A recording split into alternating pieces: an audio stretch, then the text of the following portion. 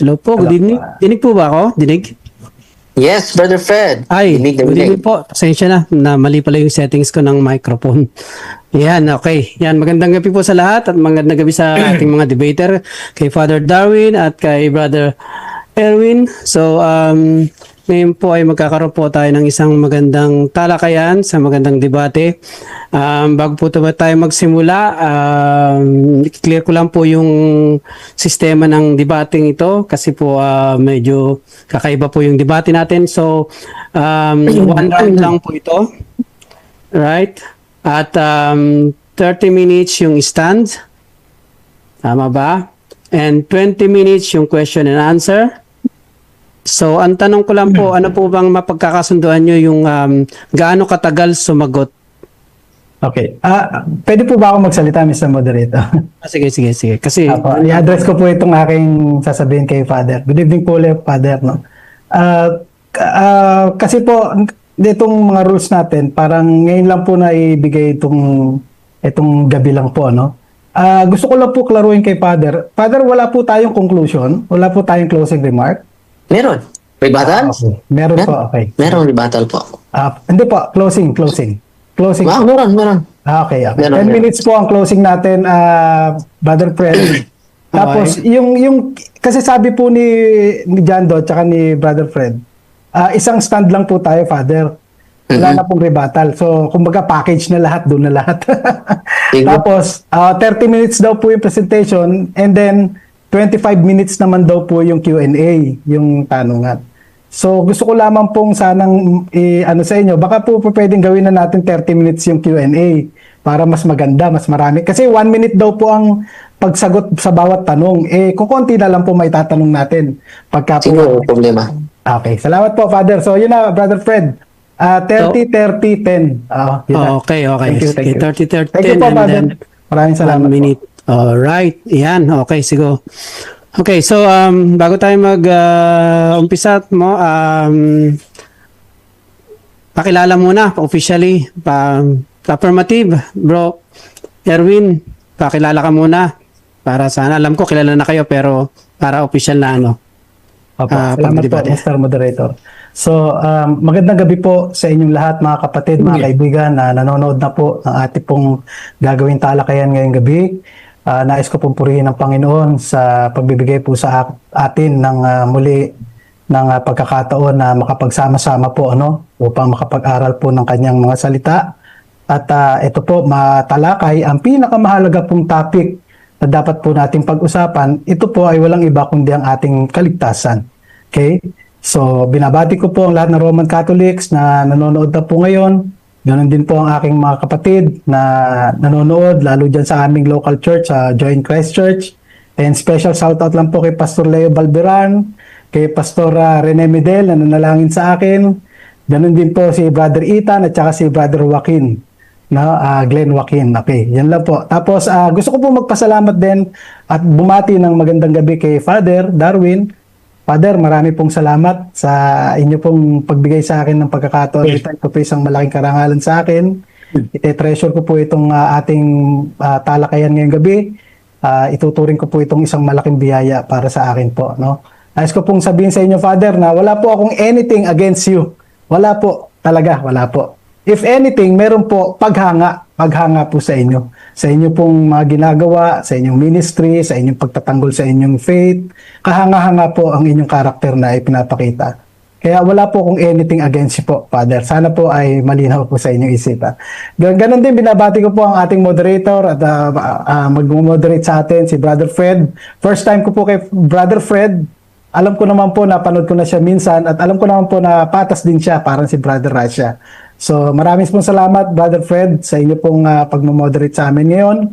Ganon din sa mga hosts ng Punto por Punto na nag-host sa amin para sa talakayan nito, Brother Jando, Brother Junri, Brother Angel, at sa mga kapatid pa ho natin na nandito sa Zoom. So ang akin pong dalangin sa Panginoon, nawa po maging kapulutan ng aral ang ating pong gagawin talakayan. Ang aking pong kahalingan ay sana mabuksan ang ating mga isipan sa katotohanan ng Ebanghelyo para na rin po sa ating mga kaligtasan, mga kapatid.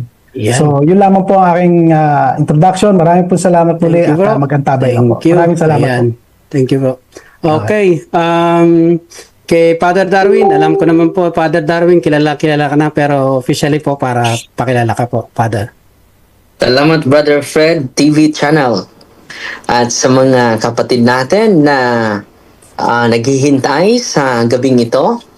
At sa aking kapatid na si Brad Erwin, apologist sa Baptist Church.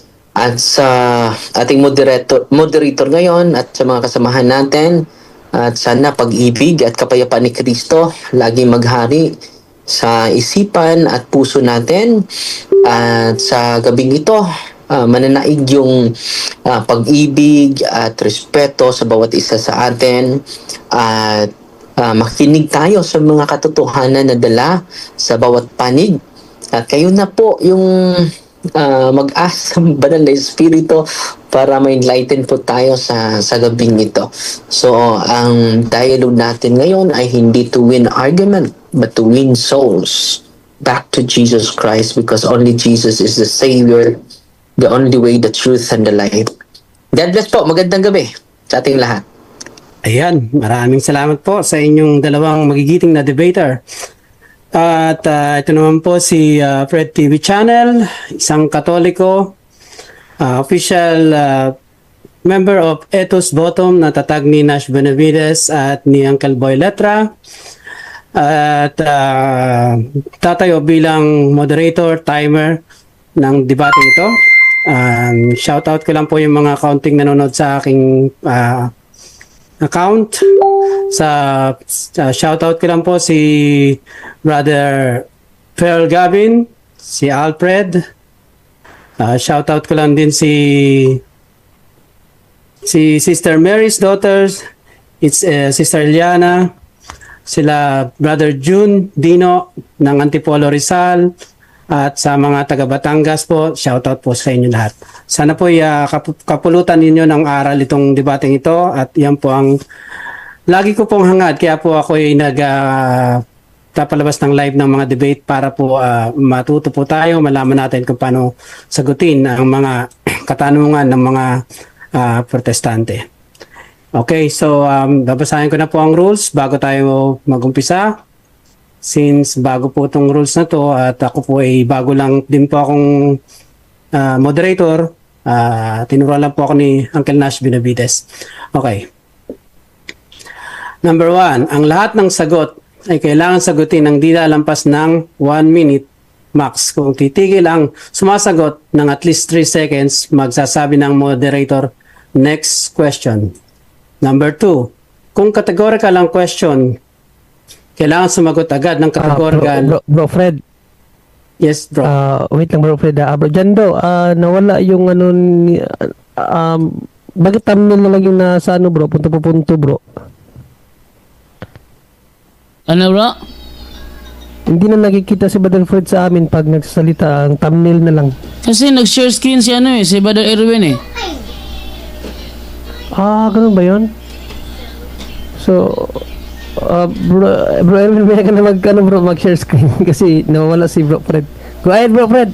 Okay, so number 2, kung categorical ang question, kailangan sagutin ang categorical muna bago sumagot at magpapaliwanag ng 1 minute. At ang moderator lamang at admin ang magbantay ng time. Number 3, kung walang sagot ng categorical o hindi categorical ang question, next question agad, walang paliwanagan. Number 4, kung ano ang tanong, yun lamang ang sasagutin. Number 5, ang debater na makatanggap ng 3 warning mula sa moderator ay makakatanggap ng kakulang disiplina, mabawasan ng 1 minuto sa kanyang pagtatanong o daragdagan ng 1 minuto kung ang tinatanong naman ang paglalapatan. Number 6, out of topic are not accepted. Number 7, no side comment. Number 8, no unpro attitude. Number 9, no objection during conclusion. Number 10, respect the admin and moderator. Number 11, ito lamang ang iiral at patakaran na pagsasayos ng debating ito.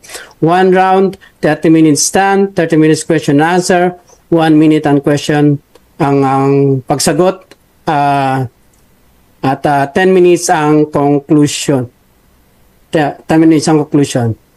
Okay, agree po ba sa both debater ang binasa kong rules?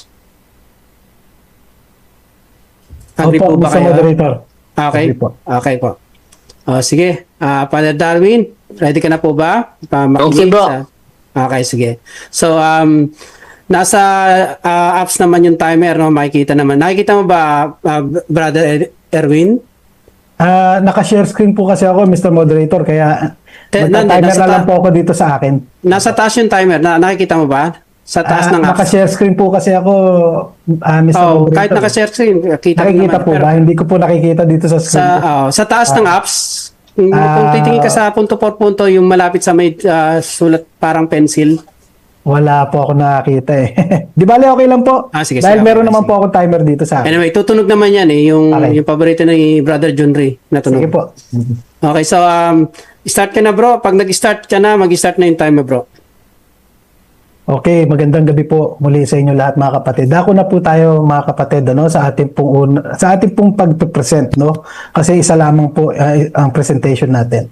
So tayo po bilang affirmative tatayo na ang doktrina ng once save always save po ay totoo at biblical. Okay mga kapatid.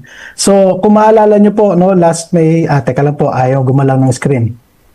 Okay, ulitin natin.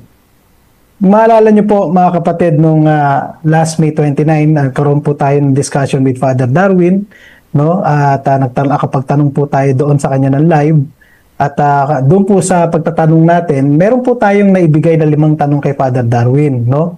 So actually, ito pong gagawin natin ay continuation na lang po noon mga kapatid, no?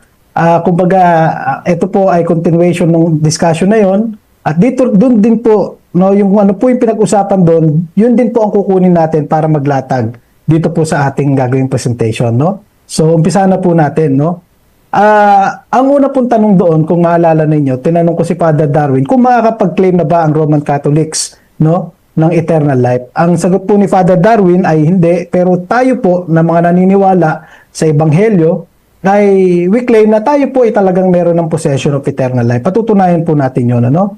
Kasi ang sabi po sa Biblia, malinaw, salvation belongs to the Lord, no? Hindi po cooperation between God and man. Wala po tayong mababasan ganung talata. Lahat po about salvation ay tanging galing sa Diyos, okay? At alam po natin na ang Diyos ay omniscient at omnipotence, kaya kung meron po siyang plan of salvation, no? Ay sigurado pong ma-accomplish yun, no, mga kapatid. Yung pong crucifixion, ayon po yun sa kanyang definite plan of salvation, sabi ng Acts 2:23. Okay? Kaya naman sa 2 Timothy 1:9, ang sabi ni Pablo, He saved us, which He gave us in Christ Jesus before the ages began. No? Sa mind po ng Diyos, tapos na po ang salvation. No? Pero dito po sa lupa, magko-consummate pa po yun, mga kapatid. Okay? Ngayon, kaya po siya nagkaroon ng plan of salvation kasi alam niya na ang tao ay mahuhulog sa kasalanan. At kaya nga sabi po ng apostol, no, Pablo, Roma 5:12, just as sin came into the world through one man and death through sin, so that spread to all men because all sinned. No, nagkasala po. No, lahat po tayo ay nagmana ng original sin kay Adan, mga kapatid. Dahil doon, no one is righteous, no, not even one. All have sinned and fall short of the glory of God, mga kapatid. Sabi po sa Ephesians 2:1, you were dead in your transgressions and sin. Lahat po tayo spiritually dead. No? Yun po ang default status ng tao, mga kapatid. By nature, children of wrath. That's why lahat po tayo ay utterly helpless. Okay? Totally depraved, mga kapatid. Kaya nga po kung ang salvation ay nakasalalay sa ating performance, no? Wala pong maliligtas kahit isa sa atin, mga kapatid, dahil po tayo makasalanan dito sa corrupted flesh, no? Kaya po ang mabuting balita, ang sabi dito sa Romans 5:6, at the right time Christ died for the ungodly. Okay, mga kapatid, yun po ay nakaplano na before the foundation of the world, no? At yung mga ililigtas, nakasulat na sila sa Book of Life before the foundation of the world, no? Kaya sabi nga po ng Panginoon sa John 6:38, for I have come down from heaven not to do my own will, but the will of Him who sent me.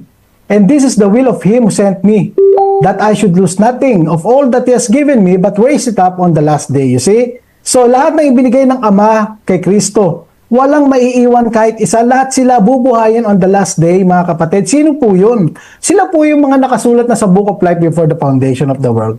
No, mga kapatid? Yan po ang pagpapakita ng Diyos ng pagmamahal sa ating mga makasalanan. Namatay po si Kristo para sa atin. Para alin?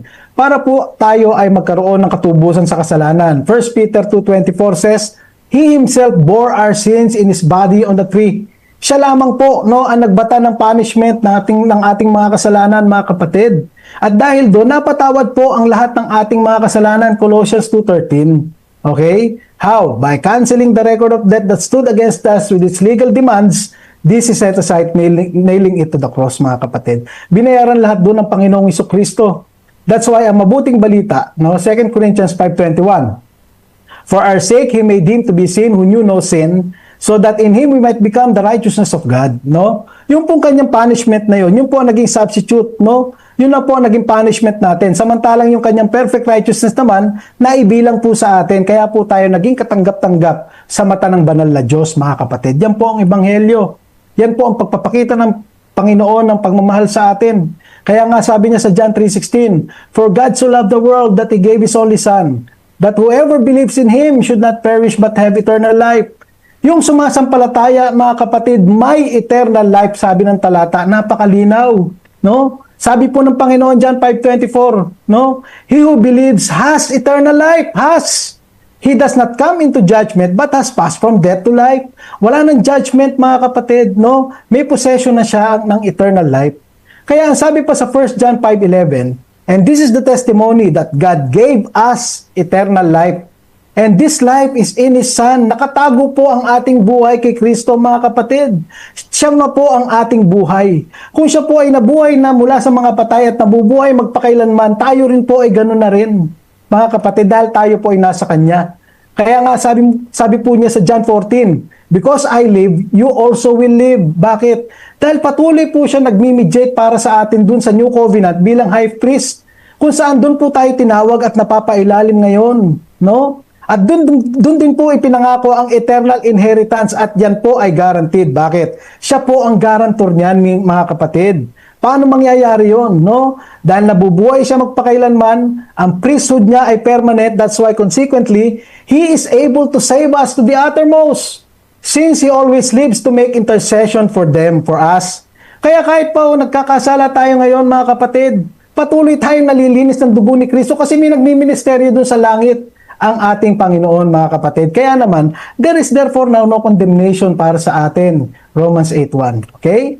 So kung tumanggap ka kay Kristo, kapatid, you now have eternal life. Panghawakan mo yun, no? Ngayon, ang pangalawang tanong ko po doon kay Father, kung sinabi po ng Biblia, have eternal life, mali po ba na yun ay tanggapin namin, no? Siyempre po, hindi. Dahil ang sabi po ng Biblia, these words are trustworthy and true. Totoo po ang salita ng Diyos. Siya na po mismo ang nagsasabi sa atin, Truly, truly, I say to you, whoever believes has eternal life. Possesses right now of eternal life. Sabi pa sa 2 Corinthians 6:2, now is the day of salvation, now, mga kapatid. Kaya nga po, kailangan natin paniwalaan dahil imposible po sa Diyos na magsinungaling, kapatid. Kung sinabi niya po yan, sigurado po yan, mga kapatid, no? Kaya panghawakan po natin, no? Ngayon, pangatlong punto. Sabi po kasi ni Father, hindi po pwede dahil tayo po ay mamamatay pa, no? Mamamatay pa daw po tayo dito sa laman, okay? Kaya hindi pa daw po pwede, wala pa daw tayong eternal life, okay? Ngayon, ang atin naman pong argument doon, mga kapatid, meron pa rin po, bakit? Sabi nga po na Roma 8:10, if Christ is in you, though the body is dead because of sin, yet the spirit is alive because of righteousness. Buhay po ang ating espiritu. Yun po ang aakyat sa Panginoon, mga kapatid, pag tayo po ay namatay. 2 Corinthians 5:8. Ano, mga kapatid? Kaya nga po, no? I-explain natin itong mabuti para maunawaan natin. Ang sabi po ni Father Darwin, ang kaluluwa natin ay immortal but not yet eternal. Okay? Hindi naman po ganun ang ating argument. Ang sinasabi po natin, ang ating kaluluwa ay may eternal life. Magkaiba po yun. No? So, i-define po natin itong dalawang terms na to. No? Yung immortality po kasi, mga kapatid, yan po, it refers to endless duration of existence. Yun po ang keyword niya, existence. Alright? Yun naman pong eternal life, no? It refers to quality of life that comes from union with God through Christ. You see? Yun po ang keyword, union with God, which includes immortality but is much more than mere endless existence. So, it overlaps, mga kapatid, pero may distinction pa rin siya. Alright? Para maunawaan nyo pa po, mga kapatid. tayo po ay may immortal soul, di ba? Kung tayo po ay ligtas, pupunta tayo sa Panginoon, tayo po ay may eternal life kasi nandun tayo kasama niya. Pero yung taong hindi ligtas, pupunta po ang kaluluwa niya sa impyerno, wala po siyang eternal life pero nag-i-exist po siya doon. O, nakita niyo na po mga kapatid ang pagkakaiba. Kaya ang bibigyan po ng immortality ay itong ating mortal body pagdating po ng pagbabalik ng Panginoon sa ating resurrection, no? Pero tayo po ay tumanggap na ng eternal life spiritual, mga kapatid. Ano pa po ang sabi ng Panginoon? John 17:3 tungkol sa eternal life, no? This is eternal life, sabi niya, that they may know you, the only true God, mga kapatid. You see? Yung know po dyan, it is in the context of intimate relationship, mga kapatid. Talagang tayo ay mayroong experiential relationship sa Diyos, fully trusting, fully loving, para mag-asawa. Ganun po ang pagkakaroon ng eternal life, mga kapatid, no? Kaya nga po, eternal life is not merely endless existence. It is knowing God through Christ. Okay? Kaya po yung ating mortal body, yun po ang magkakaroon ng immortality na siyang ating pag-asa, mga kapatid. Yun ang ating pag-asa, no? Yun ang inaasam natin na mangyayari sa atin, no? Kaya tayo po talaga ay may eternal life na kahit po tayo ay mamamatay pa dito sa lupa. Okay? So, point number 4. Ang tanong ko po kay Father Darwin, ano po ba ang natanggap ng isang Roman Catholic Church, no? Roman Catholic na sumama o nagpabautismo sa RCC? Is it eternal life or probationary life? Actually, hindi po ito nasagot ni Father dito sa dalawang pagpipilian. Ang sinagot niya po sa atin ay promise, no? So, wala naman po tayong tutol doon. Ang eternal life po ay talagang promise, mga kapatid, no? Pero malinaw din po ang sabi ng Panginoon, has eternal life. So, ang lumalabas, mga kapatid, ang eternal life ay promise na ikaw ngayon ay mayroon ng possession of eternal life. That's it. Okay? It is both promise and it's also in possession. Okay? Pareho po yun, mga kapatid. Pag tinignan natin sa lexicon yung has, tignan niyo po, no? Sabi doon, echo, to have, to hold, to possess. Alright? It signifies current ongoing reality. Kaya po siya present, active, indicative. Kaya talagang ang Amplified Bible, talagang sinulat po yun, already has life that is now possesses it. You see? Kaya totoo po na talagang tayo mayroon ng possession of eternal life pag tayo po ay sumampalataya sa Panginoon. At kung yun po ay eternal life, hindi po yun on and off life. Endless life po yun, everlasting yun. Okay? So, last point, no? Ang sabi ni Father Darwin, hindi pa pwede dahil tayo po ay harap pa sa hukuman ng Diyos, sabi niya. Yes, ina-admit po natin na talagang meron pong judgment day, no? Of condemnation, by the way. Pero yun po ay hindi para sa atin, para sa mga unbelievers po yun. Ang para po sa atin ay iba, judgment of rewards na mauuna, mga kapatid. Eh, sabi na nga po mismo ng Panginoon, John 5:24, He does not come into judgment but pass from death to life. Sabi niya pa sa Roma 8:10, no condemnation. Sabi niya pa sa Hebrews 8:12, I will remember their sins no more. Sabi niya pa sa Hebrews 10:10, have been sanctified once for all. Sabi niya pa sa Romans 5:11, we have now received reconciliation. Sabi pa sa Hebrews 10:14, has perfected for all time. Paano mangyayari, mga kapatid, na tayo mahuhusgahan pa sa kamatayan? Hindi na po, mga kapatid. Kaya ang pangako ng Panginoon sa atin, John 10, no? My sheep hear my voice, I know them and they follow me, I give them eternal life, and they will never perish, never. No one will snatch them out of my hand. My Father has given them to me is greater than all, and no one is able to snatch them out of my hand, of the Father's hand. You see? Kaya talagang wala, never perish, hindi tayo mapeperish, hindi lang tayo maaagaw ni Satanas, mga kapatid. Hawak po tayo ng dalawang persona ng Diyos. Tatlo pa nga yan dahil may Holy Spirit pa, mga kapatid, no? Niredeem na po tayo ng Panginoon, mga kapatid. Redeem na po tayo at justified na rin po tayo by faith. No? That's why we have peace with God right now. We have peace with God. Hindi na magagalit, no? Na-propitiate na ang kasalanan, ang galit ng Diyos, mga kapatid, sa dugo ng Panginoong Isukristo. Kaya kung tayo po ay justified na ngayon, ang sabi ng Romans 8:30, also glorified, past tense na rin. That's why guaranteed po ang ating glorification, mga kapatid. Alright? Now, sabi pa sa Romans 1:16-17, the gospel reveals the righteousness of God that comes by faith from start to finish, as is written, the righteous will live by faith. Okay? Faith alone. For salvation, mga kapatid. No, for salvation. Now, punta po tayo sa rebuttal kasi isang presentation lang to, no? Sabi po ni Father Darwin, nung mga tanong natin, actually, Dalawa lang naman po ang nakita ko talaga na pinaghugutan ni Father Darwin. Ang eternal life promise pa lang at hindi pa nare-realize. Pangalawa, aharap pa nga daw po sa judgment. Then, meron po siya mga verses na ginagamit. Yun po pagtutuunan natin ng pagsin. Pero bago po yun, mga kapatid, no? Ano po muna natin, isaayos po muna natin, no? Kasi ayon kay Father Darwin, ang eternal life daw po ay eternal reward, no? Reward, okay? Actually, our response to that, mga kapatid, ay hindi po, no? Ang eternal life po, ayon sa Biblia, ay gracious free gift from God. It is a gift, not a reward earned through good deeds or behavior. Pero, mga kapatid, tayo po, no? Naligtas, no? Tayo po ay magkakaroon ng reward dahil sa ating paglilingkod sa Diyos. Yung pong ginagawa nating paglilingkod flows from our salvation dahil ligtas na po tayo. Naintindihan niyo po ang distinction? Ngayon, they are appealing sa 2 Corinthians 5:10, no? I-explain po natin mabuti ito, no? Ano po yung sinasabing due doon, no? Dahil sa whether good or evil sa ginawa natin sa body. Ito po ay acceptance of rewards na 5 crowns or loss of rewards. Hindi po damnation or salvation, hindi po, no? Patunayan po natin. Yung pong dictionary, pag tinignan natin yung due, positive, negative, yung reward, positive lang, no, mga kapatid.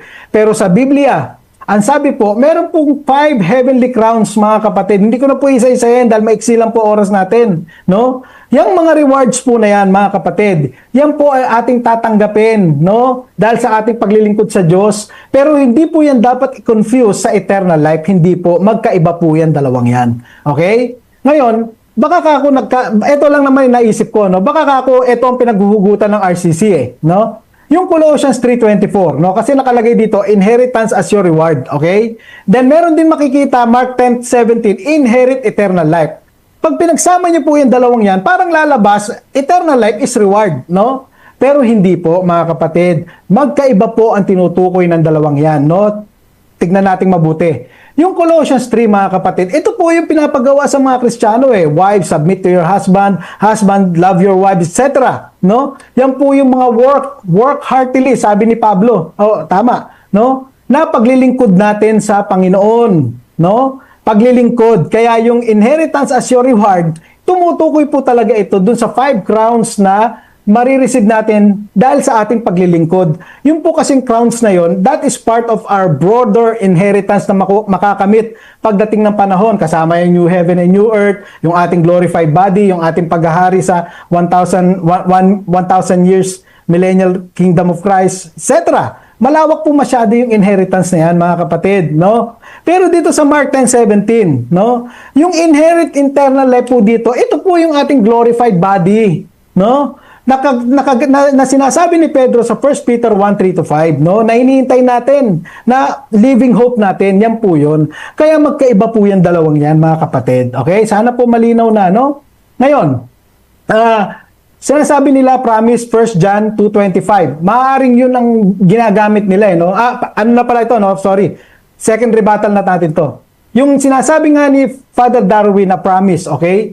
Maybe they are appealing sa 1 John 2:25. Okay? Tingnan natin yung 1 John 2:25, okay? Sabi po ng 1 John 2:25, and this is the promise that He made to us, eternal life. You see?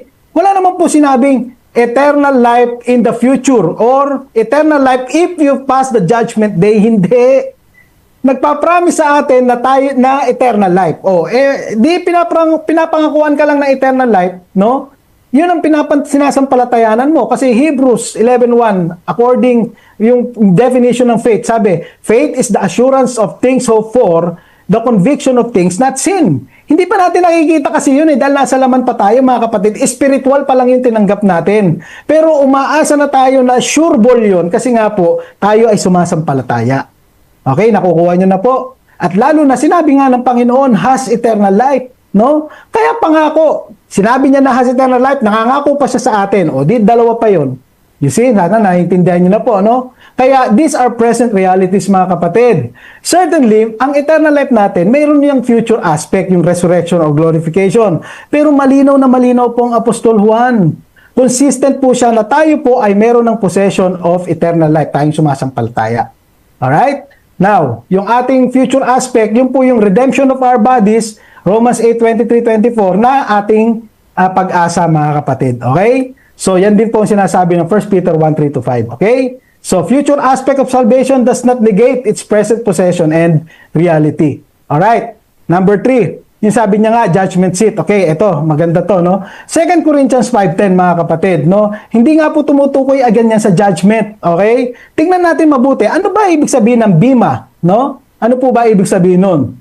Pag tinignan mo yun sa Google, ang sasabihin ni Google sa'yo, in ancient Greece, the bima was the raised platform where Olympic athletes stood to receive their crowns and rewards. You see? It was not a place where criminals were condemned to death, but where performance was evaluated. Yun ang sabi ni Google, no? Pero pag tinignan natin sa lexicon, yung bima, sabi ni Strong's, yan daw po talaga ay tribunal chair for rewards and punishment. Okay, dalawa. But at least nandyan talaga yung reward. Okay? Pero mga kapatid, nakita na nga natin kanina, no? Na yan po talaga ay loss of rewards, yung punishment, no? Hindi po condemnation to hell. Pero tingnan natin mabuti pa. Ang sabi kasi ni Pablo sa 1 Corinthians 3:10-15, okay? Let each one take care how he builds upon it. Saan yon? Yung foundation, yung mga doktrina na ibinigay nila sa atin, no? Sabi, for no one can lay foundation other than that which is laid, which is Jesus Christ. Now, if anyone builds on the foundation with gold, silver, precious stones, wood, hay, straw, each one's work, ayun ang work, will become manifest, for the day will disclose it. Because it will be revealed by fire, and the fire will test what sort of work each one has done. If the work that anyone has built on the foundation survives, he will receive a reward. Ayun, a reward, no? Pero ito ang kicker sa verse 15. If anyone's work is burnt up, he will suffer loss, though he himself will be saved, mga kapatid, no? So, nawalan man ng reward, no? Dahil siguro yung paglilingkod niya may kasamang selfishness, no, mga kapatid, ligtas pa rin po siya, mga kapatid. Hindi lang siya nakatanggap ng reward. So, pagdating sa chapter 5, no, mga kapatid, ng 2 Corinthians, ito pong June na ito, talagang nakikita natin, talagang ito po yung sinasabi nga nating acceptance or loss of rewards, mga kapatid, no? And again, sabi na nga ng mga talata, no judgment, no condemnation. Alright? Tayo po ngayon ay nasa New Covenant, mga kapatid. Yung New Covenant, sabi, law of the Spirit. Okay? Ngayon, pagdating sa 2 Corinthians chapter 3, no, 2 chapters before the chapter 5, okay? Si Pablo nag-i-explain, no, kino-contrast niya yung ministry of life at saka ministry of condemnation, no, New Covenant versus Old Covenant. Alright? Na yung New Covenant, permanent yun, that gives life. Okay? Nandun po ang mga Kristiyano, wala dun sa Old, namatay na sila dun eh. Okay? Kaya pagdating sa verse 1 ng chapter 5, tingnan nyo ha, sabi, for we know that if the tent that is our earthly home is destroyed, we have a building from God. Ano tinutukoy niyang earthly home? Yung ating katawan lupa, kasi mamamatay nga ito. Pag ito namatay, pupunta tayo dun sa building from God. Ano yon? Yung po yung langit. Mga kapatid, nakikita nyo na? Tapos ito maganda dyan. Sa verse 5 sabi niya, he who has prepared us for this very thing is God. No? Who has given us the Spirit as a guarantee. Ayun, nakita ninyo? Guarantee yung ating pagpunta dun sa langit. Salvation po yun, mga kapatid. Yan din po yung sinasabi sa Ephesians 1:13-14, mga kapatid. Alright? Sana nasusundan nyo. Kaya nga sa verse 6, no, sabi niya, napaka-confident niya eh. So we are always of good courage. Sabi niya, yes, we are of good courage. No? We would rather be away from the body and at home with the Lord. You see? You see such confidence sa assurance of salvation by faith? It would be absurd, mga kapatid, to claim this confidence if condemnation were just around the corner. Nakita ninyo? Kaya sa verse 9, tignan nyo, no? Sabi niya, so whether we are at home or away, we make it our aim to please Him. Sino yung we? Mga Kristiyano lang yun. Why? Because it is impossible to please God without faith, mga kapatid. Kaya mga Kristiyano lang yan. Kaya siya yung sasabihan na for we must all appear before the judgment seat of Christ. Bakit? Dahil nga sa ating aim to please Him. Ano yun? Service natin yun sa Kanya, no, mga kapatid? Kaya naman tayo talaga ay tatanggap ng ating reward or loss of reward depende sa ating ginawa dito sa katawan. Okay, nakuha nyo na po, mga kapatid. Sana po nasusundan ninyo, no? Kaya mga kapatid, pag yan ay tinuloy mo pa sa verse 21, no? Wala ka talagang makikita, no, mga kapatid, na condemnation, na possibility of condemnation to hell para sa mga Kristiyano. Wala. Ministry of reconciliation na makikita mo. Ano yon? New Covenant pa rin. Mga kapatid, kaya talaga pong wala, mga kapatid.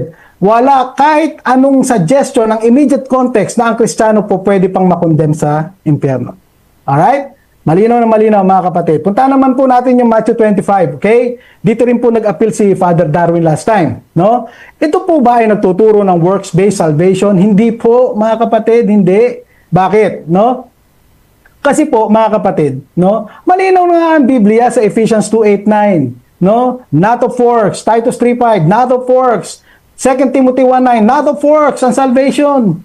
Napakalinaw po ng ibang talata. Kaya itong Matthew 25, mga kapatid, yung nang pinaghiwalay yung sheep and goats, alright? Hindi po nagtuturo yon, mga kapatid, ng salvation by works. Kung hindi, mga kapatid, ang ating key to interpret it rightly ay nasa verse 34, no? Dito po sa verse 34, ang sabi, then the king will say to those on his right, come, who are blessed by my Father. Saan natin nabasa yon, mga kapatid? Sa Ephesians 1, verse 3. Okay? Sabi ng dito, He has blessed us with every spiritual blessing in heaven places. Ano yon? Salvation to yon, mga kapatid. No? Ano pa sabi? Inherit. No? The kingdom prepared for you from the foundation of the world. You see? Saan natin ulit nabasa yon? Ephesians 1 pa rin. Verse 5 to 11, okay? In love, He predestined us for adoption to Himself as sons. In Him, we have obtained an inheritance, having been predestined. You see? Kaya ito po ay mga pinili before the foundation of the world na nakasulat sa Book of Life before the foundation of the world. Kaya itong mga sheep na ito, mga kapatid, ay mga pinili for salvation, mga elect.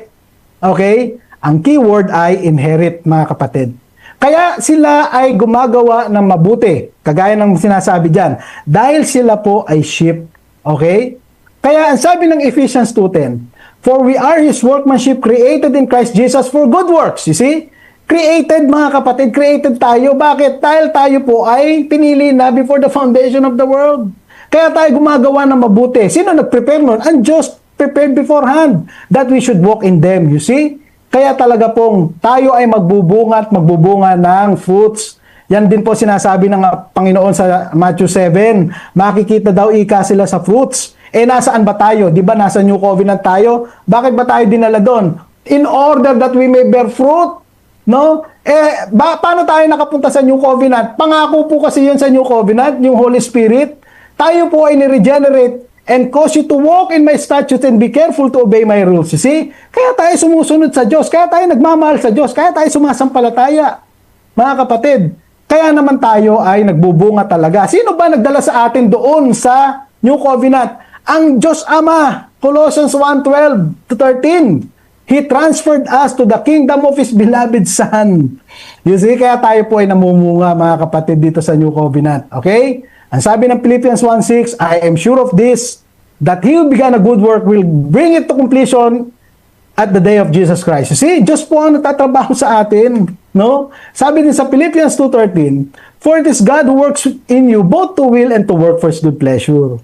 Kaya Diyos po ang gumagawa sa atin. Kaya po tayo namumunga, mga kapatid. Siya po ang gumawa para sa atin at siya po ang nag-prepare nun. Okay?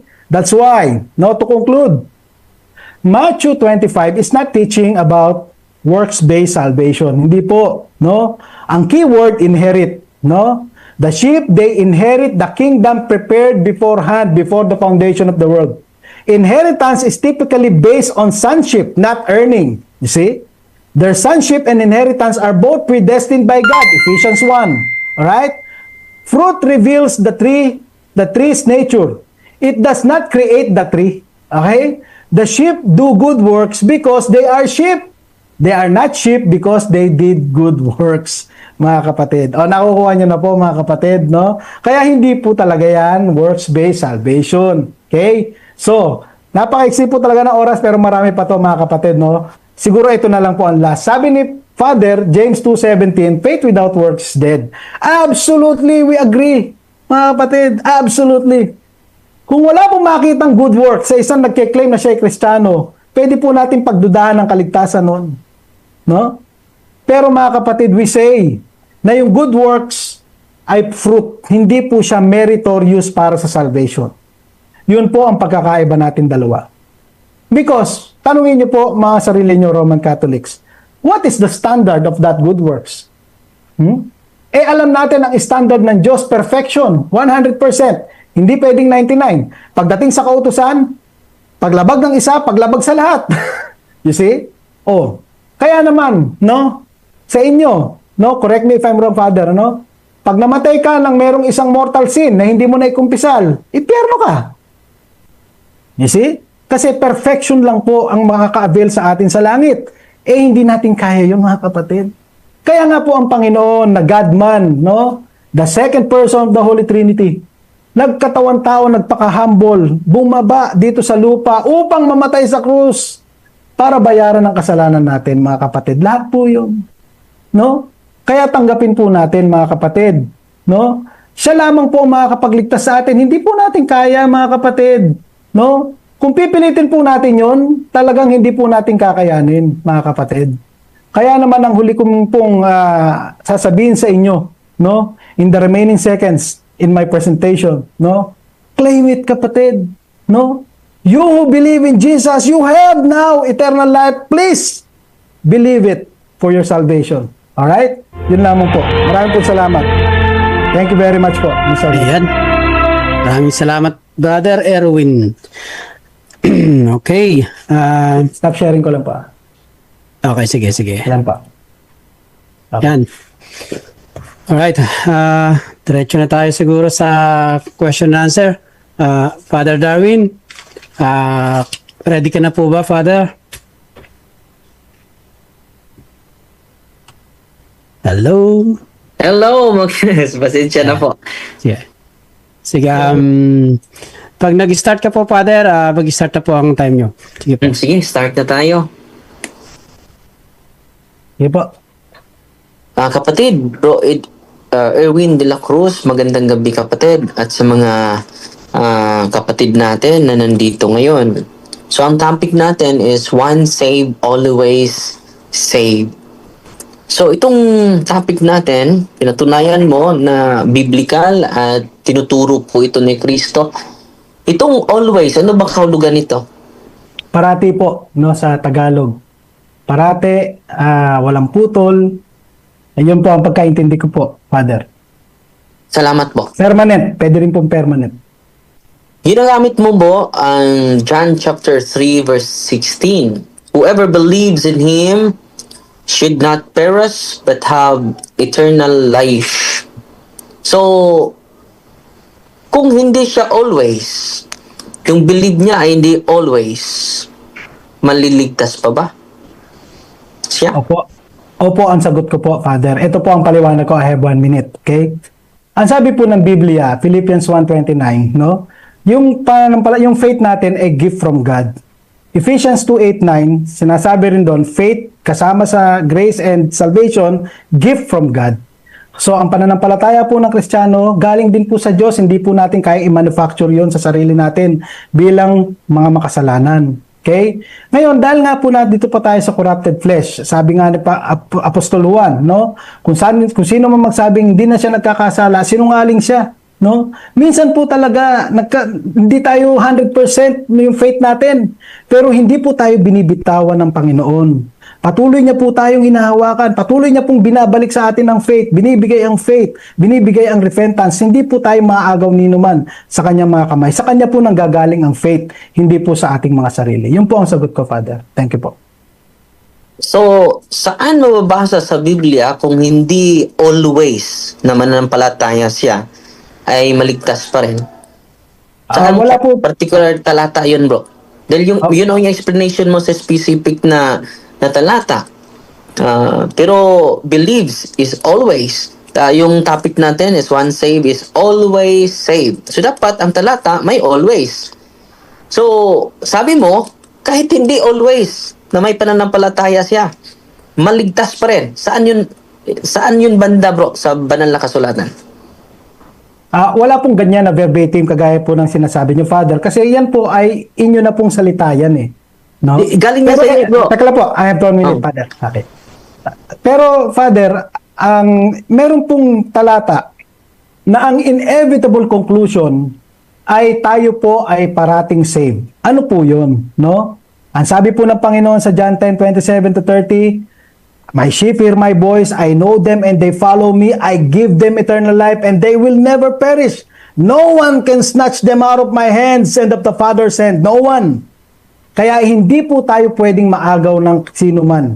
Nasabi ko nga po kanina, Father, hindi po nanggagaling sa atin ang faith. Hindi po. Hindi po tayo ang nakakapag-maintain nun. Hindi rin po. Diyos po ang nagbibigay nun sa atin as a gift. At ang sabi ng Romans 11:29, no?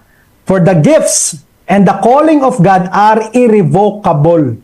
Irrevocable. Next question, bro. Next question. Yun po ang sagot ko. Thank you. John chapter, susundan kita bro. John chapter 10, ano yung talata mo? 27 to 30 po, Father. 27 to 30. Basahin natin bro And then, dito ako magpatuloy na those who hears and believes Apo. shall have eternal life, di ba?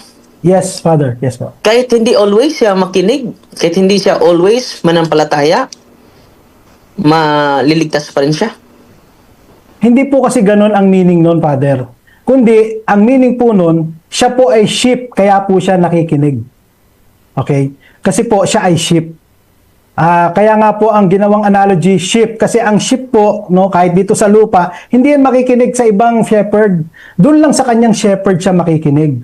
Okay? Ganun din po ang mga pinili before the foundation of the world. Pag tinawag sila ng ebanghelyo, ni-regenerate sila ng Holy Spirit, sila po ay mananampalataya sapagkat ibibigay din sa kanila ng Diyos ang pananampalataya. Kaya po sila makikinig. Pero kung hindi po sila i-regenerate, hindi po sila i-born again, John 3:3 says, "Unless one is born again, he cannot see the kingdom of God." Hindi niya po makikita ang Panginoong Hesukristo, hindi niya maririnig ang Panginoong Hesukristo. Dahil Bro sa Erwin, po ay... objection Mr. Moderator. Okay, pause the time. Yung tanong ko ay kung hindi siya makikinig, hindi always, ang topic natin is always saved. Once saved is always saved. So, sa talata mo, parang makonect itong topic natin, kung hindi siya always, yan ang topic natin. Kung hindi siya always makinig, kung hindi siya always mananampalataya, mas-save pa ba siya? Opo. Yes or no? Yes po, Yes or Father. no? Yes. Kasi nga po, Father, ina-explain ko nga po, no? Hindi po yun ang ibig sabihin sa John 10 na kung hindi siya makinig, save pa ba siya? Kung makinig siya, save siya. Hindi po yun ang punto ng John 10. Ang punto po ng John 10:27, makikinig ang tupa kay Kristo kasi siya nga po ay tupa. Kasi nga po siya ay born again. At ang born again, sabi ng John 3:3, makakakita siya ng kaharian ng Panginoon. No? Next Kaya question, nga po bro. siya ay makikinig. Next question. At So, mananampalataya. sunod na tanong dahil always, once saved is always saved. So, sunod na tanong dahil sabi mo, maliligtas pa rin kahit hindi always siya makikinig. So ngayon, kahit hindi mag-abide, maliligtas pa rin bro, kahit hindi mag-abide sa Panginoon.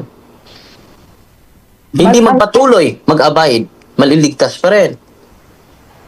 Ito po ang sagot ko, Father. No? Ang mga sheep po ay mag-a-abide. Okay? Bakit po? Kasi nga po sila ay born again. Ang sabi ng 1 John 2:27, okay? "But the anointing which you have received from Him abides in you. Just as it has taught you, you will abide in Him." Kaya po mag-a-abide talaga ang tumanggap ng Holy Spirit.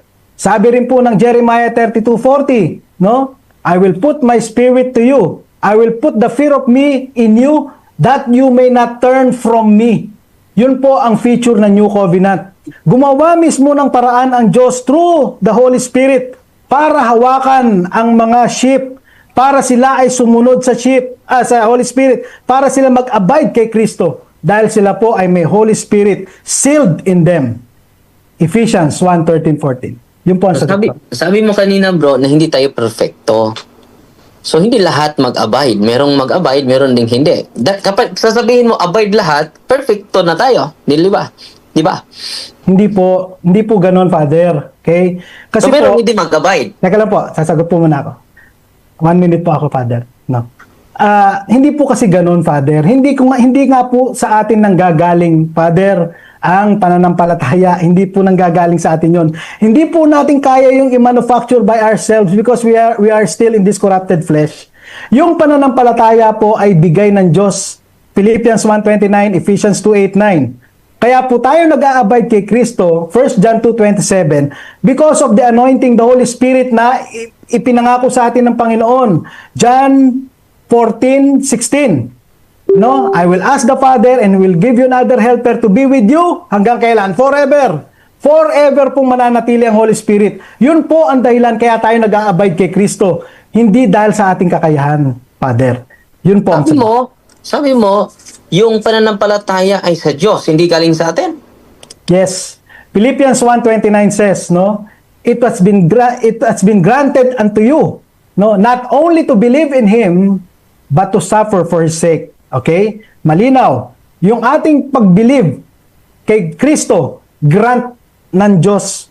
Ephesians 2:8-9, for by grace you have been saved through faith, and this is not your own doing, it is the gift of God. Gift po ang faith.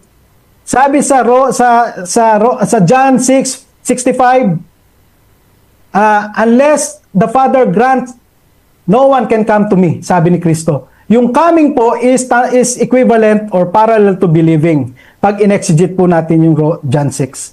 Yun po ang sagot ko. So therefore, yung belief natin ay galing sa Diyos lang, hindi galing sa atin. Yes. Pero yung talata mo, sabi ni Kristo, whoever believes in me. So hindi lang galing kay Kristo, galing din sa atin, di ba po? Hindi po ganon, Father. Kundi, ang Panginoon ay nagdedeklara, whoever believes, that is a reality. Whoever believes in me has eternal life. That is a reality. It doesn't follow na ikaw, na manggagaling sa iyo yung believe. That is a reality. That is a declaration of fact. Kaya pero ang sabi ng Biblia, ang ating pananampalataya ay galing sa Diyos. Kaya nga po, salvation is of the Lord. Wala po tayong contribution, Father. Hindi po tayo naghahawak ng ating salvation. Kung tayo po ang maghahawak noon, siguradong maiwawala po natin yun dahil tayo po ay nasa corrupted flesh pa. Naglalaban pa po sa ating spiritual na kalagayan, sa ating spiritual life. Romans 7. Sunod na tanong, sabi ni Apostle San Pablo na let us work for our salvation. So, sang-ayon ka ba diyan sa sinabi ni San Pablo? Opo, Father, sang-ayon na sang-ayon po ako. Pero, hindi po yan nagtuturo na trabahuhin nyo ang kaligtasan nyo. Hindi po gano'n ibig sabihin. Pag binasa nyo po yan sa ang salita ng Diyos, sabihin nun, ipamuhay ninyo ang kaligtasang tinanggap ninyo. Yung po ang ibig sabihin ng workout. Para nagwa-workout ng muscle. Okay? Nandiyan na po yung muscle. Pero wino-workout natin. Nagwa-workout tayo. Pinapalaki natin siya. Yun din po ang pagiging saved. Ipinamumuhay po natin. Ine-exhort tayo ng Apostol Pablo, ipamuhay ninyo ang inyong kaligtasang tinanggap. Yun po ang ibig sabihin nun. Hindi po para pagtrabahuan natin ang kaligtasan. Hindi po yun ang ibig sabihin nun, Father. Salamat. So, mali na si San Pablo nito. Work out your own salvation with fear and trembling. Philippians chapter 12 verse 13. Ay, hindi Sino ang po. paniniwalaan namin? Ikaw o sa San Pablo? Si San Pablo po, actually, hindi po siya mali. Kayo po ang mali. I'm sorry po, Father. I'm sorry to say that. Pero that is the reality. Bakit? Yung sabi ko nga po kanina, yung workout, hindi po work for. Magkaiba po yung workout sa work for. Yung workout, sabi nga po sa ang salita ng Diyos, ang ganda nga ng salin doon eh, ipamuhay ninyo ang kaligtasang tinanggap ninyo. Sa ibang salin noon, no? Ano ba sabi? Yung ipamuhay ninyo ang inyong sariling pagkaligtas. Pagkaligtas. Ano ba ibig sabihin ng pagkaligtas? Tapos ka ng maligtas. Parang ganito, Father, para masama natin. Maghugas ka ng plato pagkakain mo. Di ba? Maghugas ka ng plato pagkatapos mong kumain. Ligtas, ganun din po dito. Pagkaligtas, ligtas ka na. Kaya ka nga nagwo-workout dahil ligtas ka na. Yun po ang ibig sabihin. Saan mababasa sa Biblia na yung sinabi mo, don't work out your salvation? Saan yun? Ay wala po kasi kukontrahin niya naman po yung sasabihin niya sa Philippians 2:12. Di po ba? Hindi po pwedeng ganun, no? Ang dapat po nating gawin, unawain na mabuti yung talata, no? Sabi po doon, work out, hindi po work for. Kahit po pag-aralan yung mabuti yan, Father, kung ano ibig sabihin ng workout versus work for. Hindi po work for ang nakasulat, workout. Pag tinignan niyo po sa verse 13, ano po ang sabi? For it is God who works in you both to will and to work for His good pleasure. Kasi Diyos din po pala ang nag-work sa atin, kaya tayo nag-work. Kaya nga po Ephesians 2:10, ang sabi ng Panginoon, for we are His workmanship, created in Christ Jesus for good works, which God prepared beforehand that we should walk in them. Hinanda po yun ng Diyos para ating lakaran. Yun po ang mga gagawin ng mga tupa na pinili niya before the foundation of the world. Mga ligtas. So, ngayon, sunod na tanong. Sabi mo na hindi kailangan ng cooperation natin. Pero bakit sa Mateo 7:21, not everyone who says to Sorry me, po, hindi ko po narinig, Father. Ano po yung... Mateo chapter 7 verse 21. Okay. Sige po. Not everyone who says to me, Lord, Lord, shall enter the kingdom of heaven, but he who does the will of my Father who is in heaven. So, ang tanong bro, no? Bakit hindi sila naligtas? Nanampalataya naman sila sa Panginoon. Hindi po, Father. Bakit po- hindi sila naligtas na may pananampalataya naman sila sa Panginoon? Okay. Ang sagot ko po ito, Father, hindi po ako naniniwalang nanampalataya sila. Iba po yung nagsasabi ng Lord, Lord sa sumasampalataya. Meron pong mga tao nagpo-profess, Lord, Lord, pero hindi naman po sila sumasampalataya. Yun po ay mga false prophets. Nandun na rin po sa taas, sa verse 15. False prophets po ang pinag-uusapan doon. Yun po ang pinatutungkulan ng verse 21. Na yung mga yon, mga lawless, makikita daw sila sa fruits. Kasi nga, wala silang bunga. False prophets sila eh. Nagsasabi lang sila, Lord, Lord, hindi ba kami gumawa ng himala sa iyong pangalan? Pero ano sabi ng Panginoon sa kanila, Father? I never knew you. I never knew you. Hindi po sinabing, I don't know you anymore. Hindi ganun eh. I never. Bakit? Kilala po ng Diyos ang kanyang tupa. John 10:27, my sheep hear my voice, I know them. 2 Timothy 2:19, the Lord knows those who are His. Alam po ng Diyos, kilala niya po. Kaya nga sa Next question. Next question. Lumampas ng isang minuto. So, sunod na tanong kapatid. Therefore, itong sinasabi mo na once saved is always saved, ay hindi to contradictory ito sa Matthew chapter 7:37. Nakagawa nga sila ng milagro eh. Hindi po. Hindi pa ako tapos. Nag-proclaim sila sa salita ng Diyos. So, higit pa ito na nanampalataya eh. So, ang tanong, therefore, itong once saved is always saved. Contrary po ito sa Matthew chapter 7 verse 21. Di ba po? Hindi po, Father, never.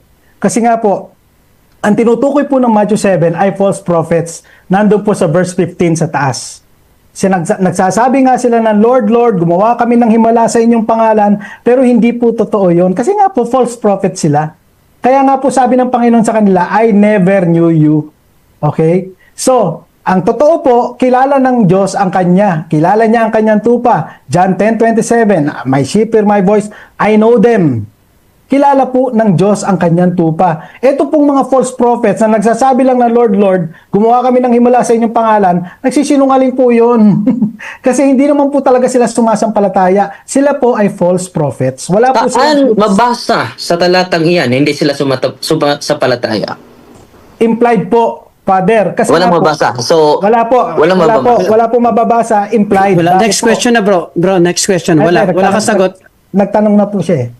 Oo, kasi sa rule natin, kung walang categorical, pause ko lang time, moderator kung walang categorical o hindi categorical question, walang sagot, kaagad, wala nang paliwanagan do. Next question na bro. Categorical po ba doon, Mr. Moderator? Hindi. Sabi dito, kung walang sagot sa categorical o hindi categorical, next question.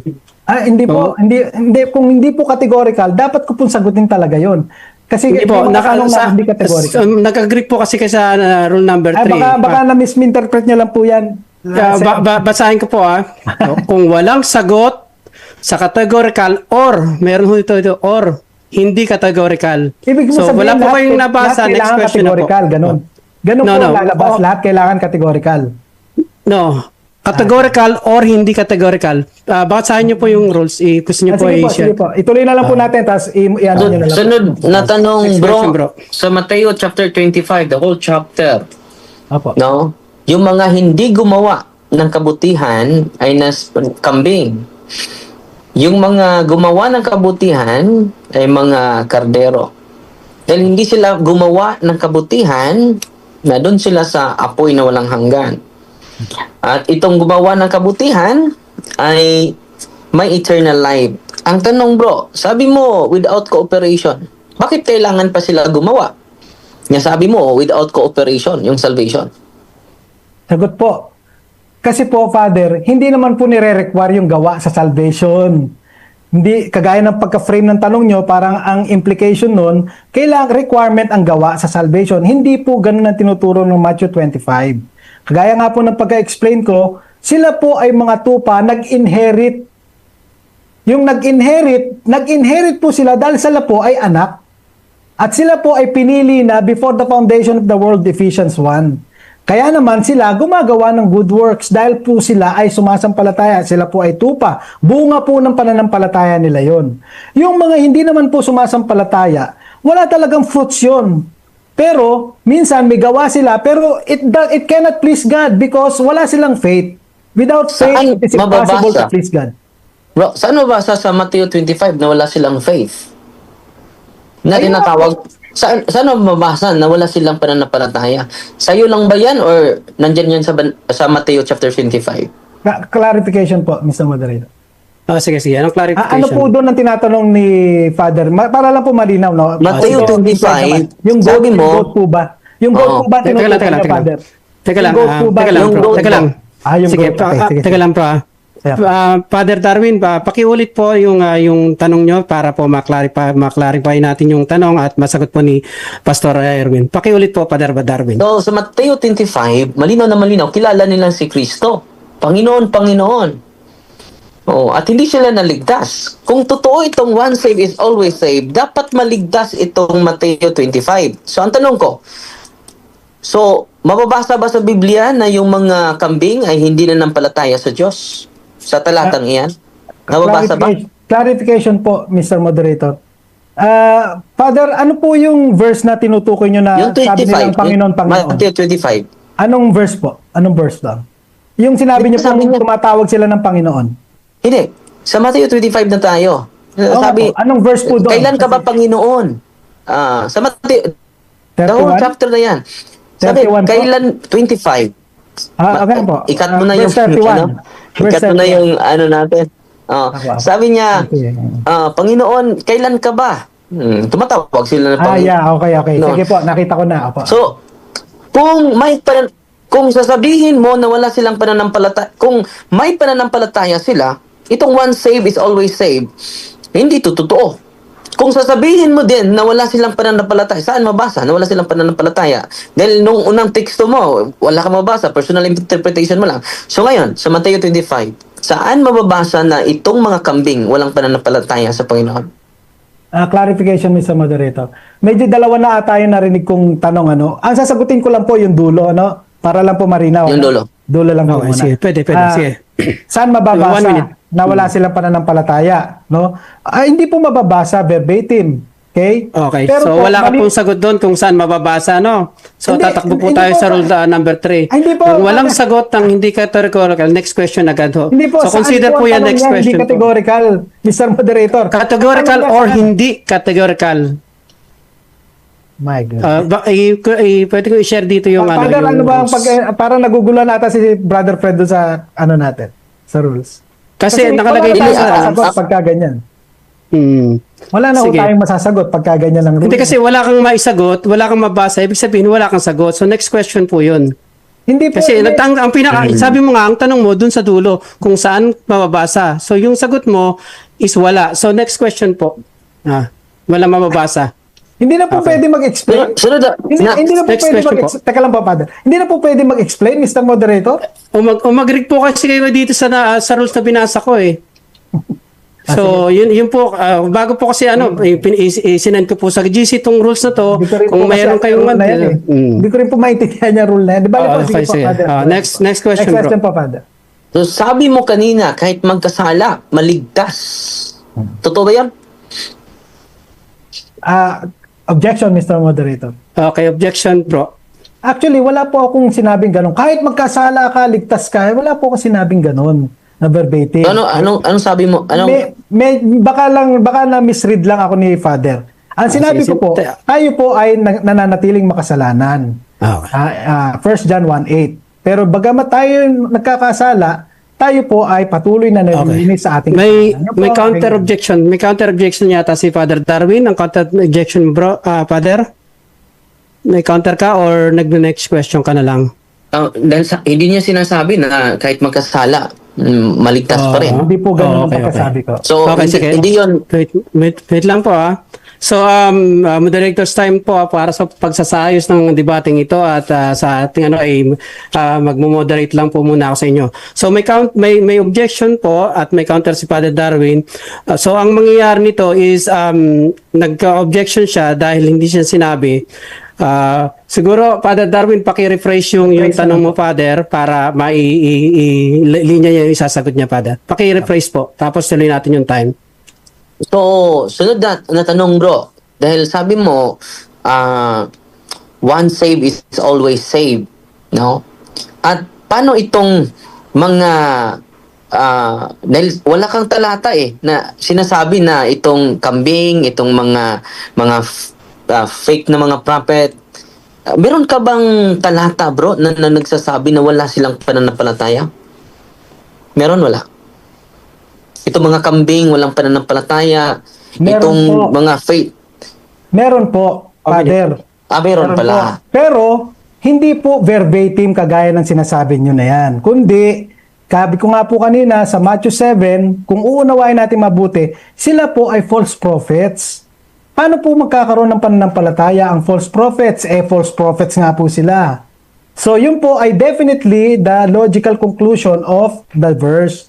Kaya nga po sila, so nagsasalita lang sila ng Lord, Lord. Pero totoo, false prophet sila. Kaya sabi ng Panginoon sa kanila na nakakabasa ng puso ng tao, I never knew you. Kasi alam ng Panginoon na wala silang pananampalataya. Ang sabi ng Panginoon sa John 2, sa pinakadulo, verse 26 ata yun, nababasa niya ang puso ng tao. Alam niya, nababasa po yun ng Diyos. Kilala niya kung sino ang kanya. 2 Timothy 2. Sunod na tanong, bro. Sabi mo faith alone kanina faith alone. So inat na yung mga faith ng ng mga fake false prophet dahil faith alone din sila Anong kaibahan sa inyo? Opo, yung mga false prophet po, yes, faith alone din po 'yun. Bakit po? Malinaw po kasi 'yun sa Hebrews 11. By faith Abraham, by Moses by faith, Sarah by faith, puro by faith lang po 'yun. Ang sabi po ng Jonah 2:9, salvation is of the Lord. Sabi po ng Habakkuk, nalimutan ko lang po, no? The righteous will live by faith. So even sa Old Testament, Father, ay ang salvation is by faith through the coming Savior. No? Sumasampalataya na sila dun sa coming Savior. Bagamat hindi pa nila nauunawaan ng husto, pero sumasampalataya na sila. Dun po sila naligtas. Genesis 15:6, okay? Abraham believed and it was counted to him as righteousness. Kay Abraham pa lang po faith na. So, faith alone po ang salvation. Pero ang faith na yon, it's not alone. Talagang mamumunga po yun ng good works. Next question, bro. Okay, yun po ang sagot po. So saan mababasa sa Biblia na nagturo ang mga apostolate na faith alone? Doon po sa Romans 1:16, 17. Ang sabi po 1:16. doon sa Salin 16:17 po. Romans 1:17. Okay? The gospel reveals the righteousness of God that comes by faith from start to finish. As it is written, the righteous shall live by faith. So that is faith alone. Sa Romans 4 po, ang sabi, Abraham believed God and it was counted to him as righteousness. If it is by works, he has something to boast about, but not before God. That's why he is saved because of his faith, not because of his works. Kaya nga po, salvation is justification by faith alone in Christ. Yun po. Bro Erwin, dinagdagan mo ng alone dinagdagan mo yung talata dito, Roma chapter 1 verse 17. Bakit mo dinagdagan ng alone? Opo, hindi ko po naman dinagdagan, kundi yun lang po ang talagang logical conclusion ng talata. Kasi sabi po nga doon, by faith, from start to finish. So, ibig po sabihin nun, faith alone po ang logical conclusion nun. Ibig sabihin, ang kaligtasan ay sa pamamagitan ng pananampalataya mula sa umpisa hanggang sa dulo. Faith alone.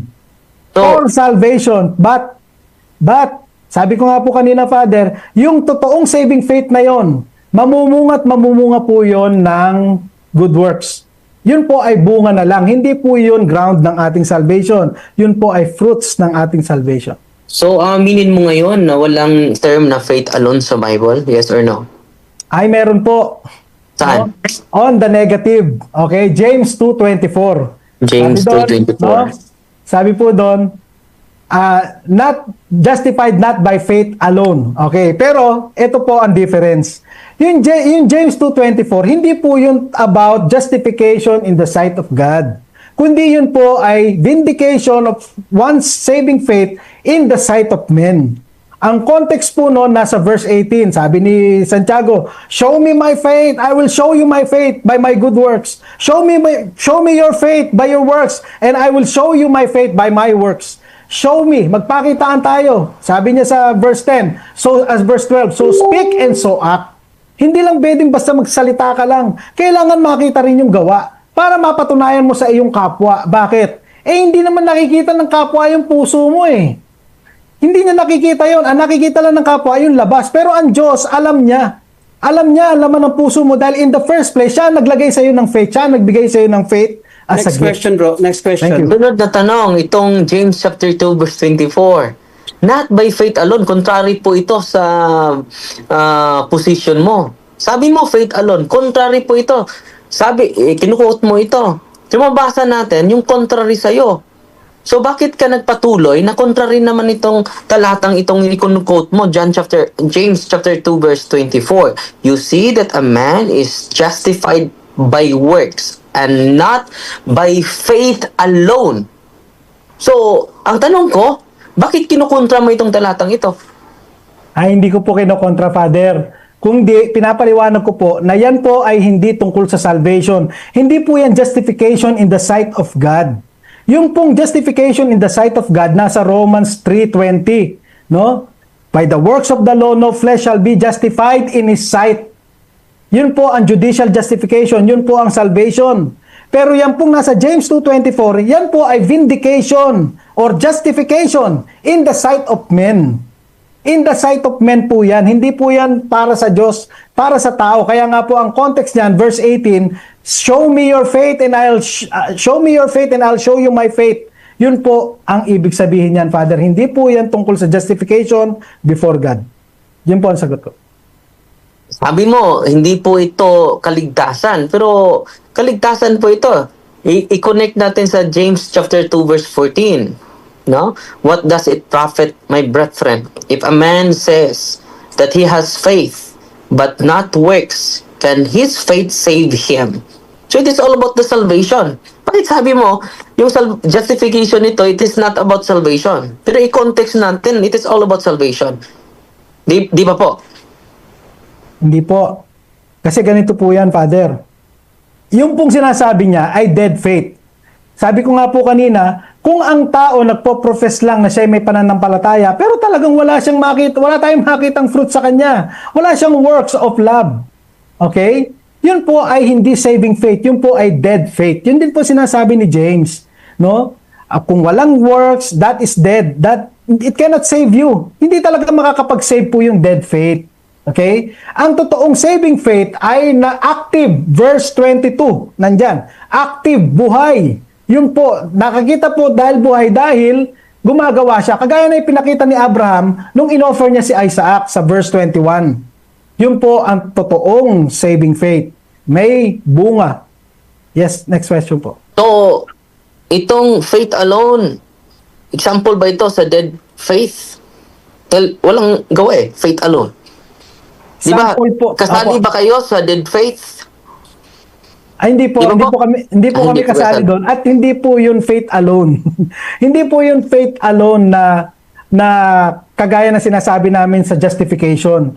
Yan pong sinasabi ni James Jan ay wala siyang works, wala siyang fruits of works.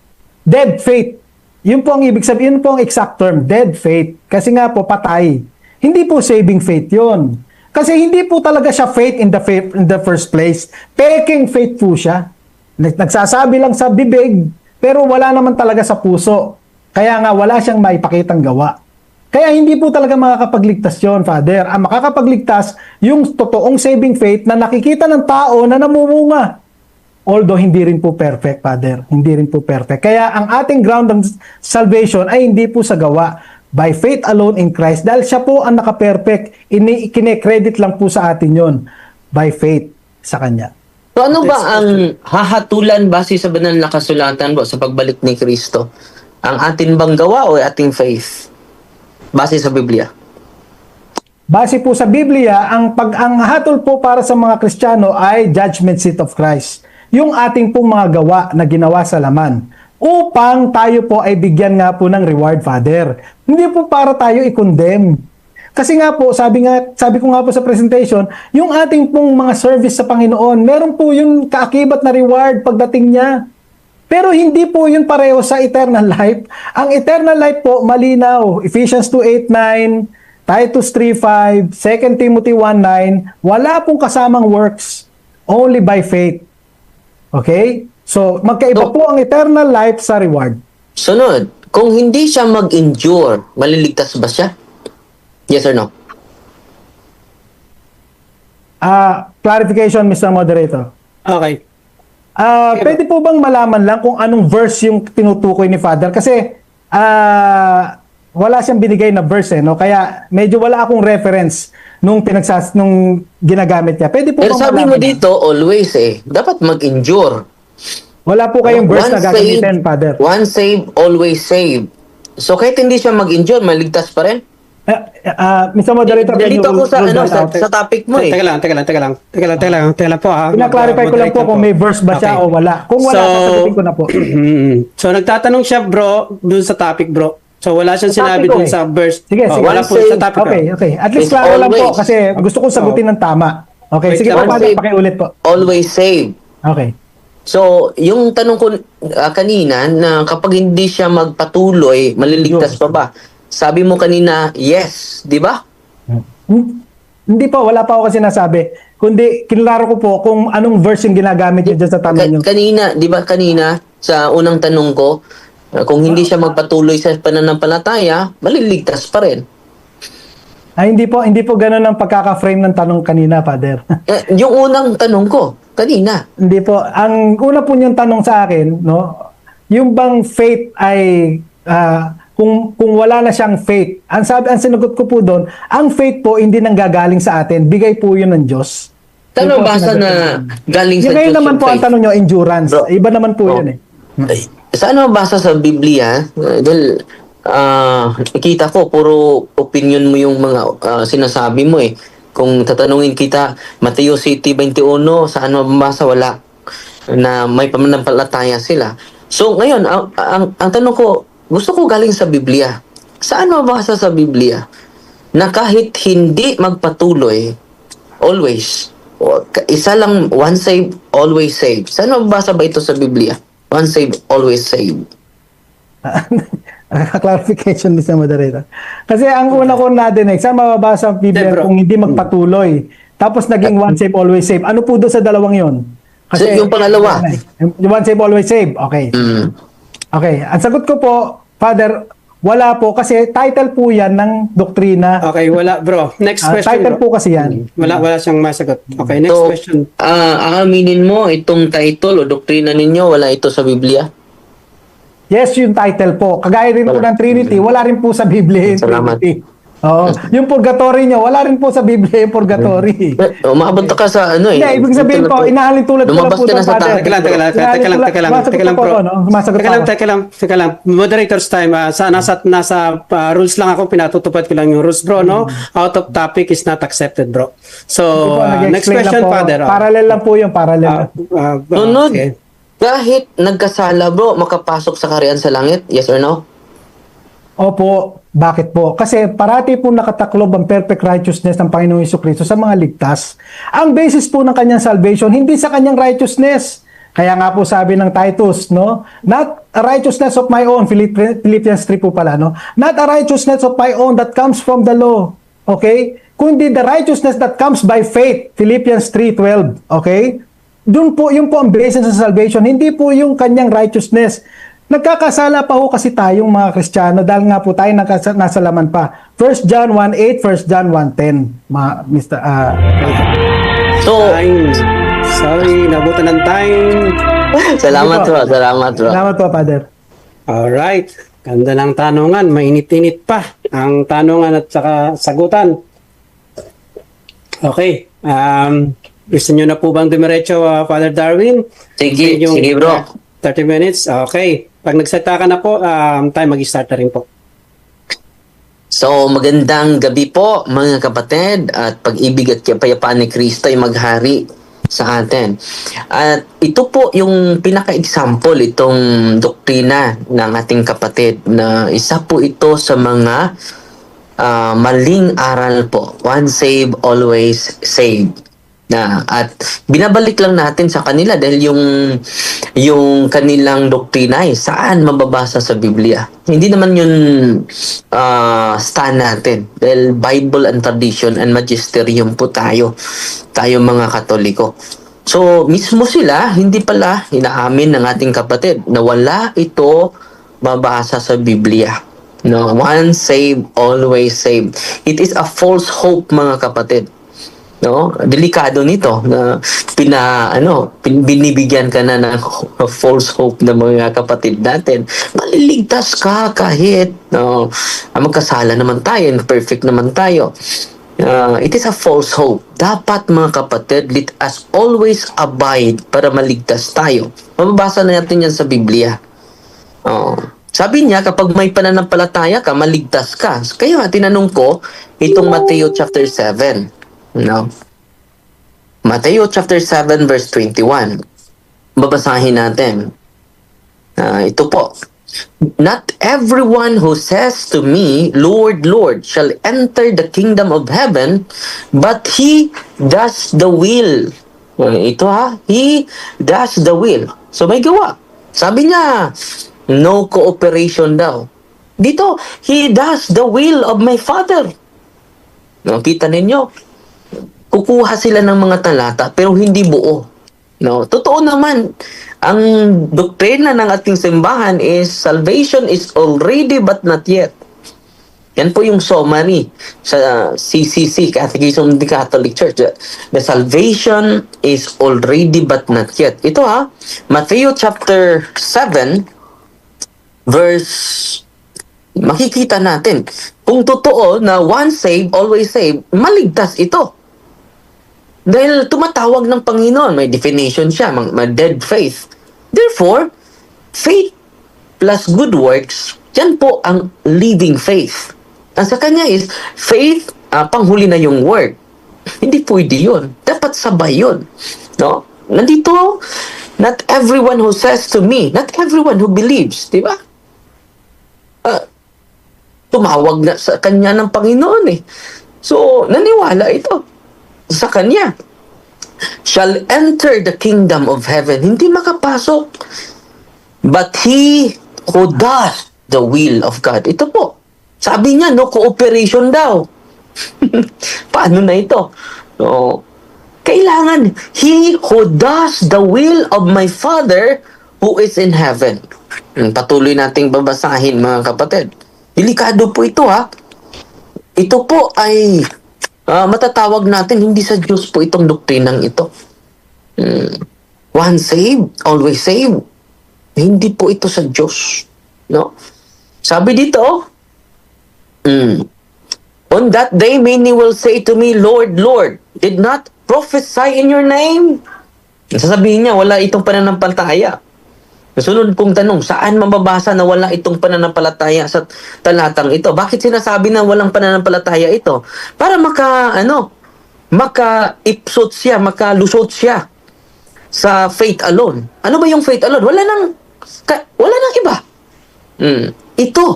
Itong doktrinang ito, faith alone po ito at hindi po maligtas yung mga faith alone. On that day, di ba, nanampalataya lang sila, but he never do the will of God. Tingnan mo, hindi ito basta-basta.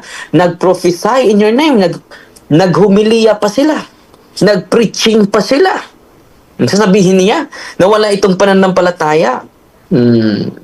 Hindi tayo maniwala sa kanya. At kung mababasa niya na wala itong pananampalataya, no, saludo ako sa kanya. Pero personal opinion yung sinabi niya. No? And cast out demons in your name. Nakapalayas pa ng demonyo ito. And do many mighty works in your name. Sasabihin niya, wala itong pananampalataya. Anong sabi niya? And then will I declare to them, I never knew you. Depart from me, you evildoers. So dito mga kapatid, bakit hindi sila naliligtas mga kapatid? Because of their evildoers. Kahit meron silang pananampalataya. At itong once saved, always saved. Faith alone po ito. Very exact po ito. Mga faith alone po ito. At sinabi at inaamit niya na magkatulad sila. Faith alone. So, mga kapatid, delikado po ito. At sa Matthew chapter 25, the whole chapter po, sabi ni Kristo, sa mga nandun sa kanyang left side, no? Sabi niya, mga kambing, gutom ako, hindi nyo ako pinakain. Di ba gawa yun? So yung living faith, no? Ang kailangan. Yung living faith, may gawa yun. No? So kung faith alone, hindi na yan alone. May faith alone eh. No? So, kina-counter natin siya dahil ginagamit niya itong James chapter 2. No? Meron naman siyang interpretation. Yung interpretation niya, hindi na aayon dito eh. No? Sa James chapter 2 verse 24, you see that a man is justified by works and not by faith alone. Maganda po ito. Mabasahin natin itong James. Ang ganda po ito. The whole chapter of James po. Ito po ay very essential. Kinukuha po ito sa mga protestante itong talatang ito. What does it profit, my brethren, if a man says he has faith but not works? Can faith save him? No. So faith by itself, if it has no works, is dead. Sabi niya, hindi naman nag-uusap ng kaligtasan yan. Ang subject ni St. James dito, save. That faith can save you? No. So, kita ninyo, yung explanation niya ay hindi talaga loyal sa text. Gumagawa siya ng sarili niya. And yung justification na yan is justification by man. Saan ba mabasa na justification by man ito? Sasabihin naman niya na yan lang po yung interpretation natin, yung conclusion natin. Hindi pwede yun. Bakit mag-conclude ka? Dapat nakasulat sa Biblia.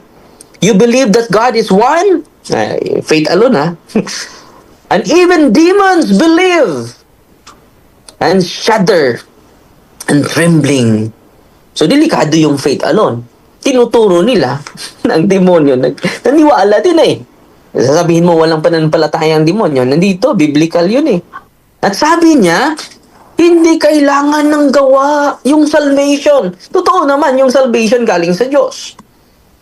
Pero, dapat mag-cooperate tayo. Ang talata na ginagamit natin, Matthew chapter 25, dapat gagawa tayo sa will ng ating Panginoon. Because they never do the will of my Father. No? May do eh.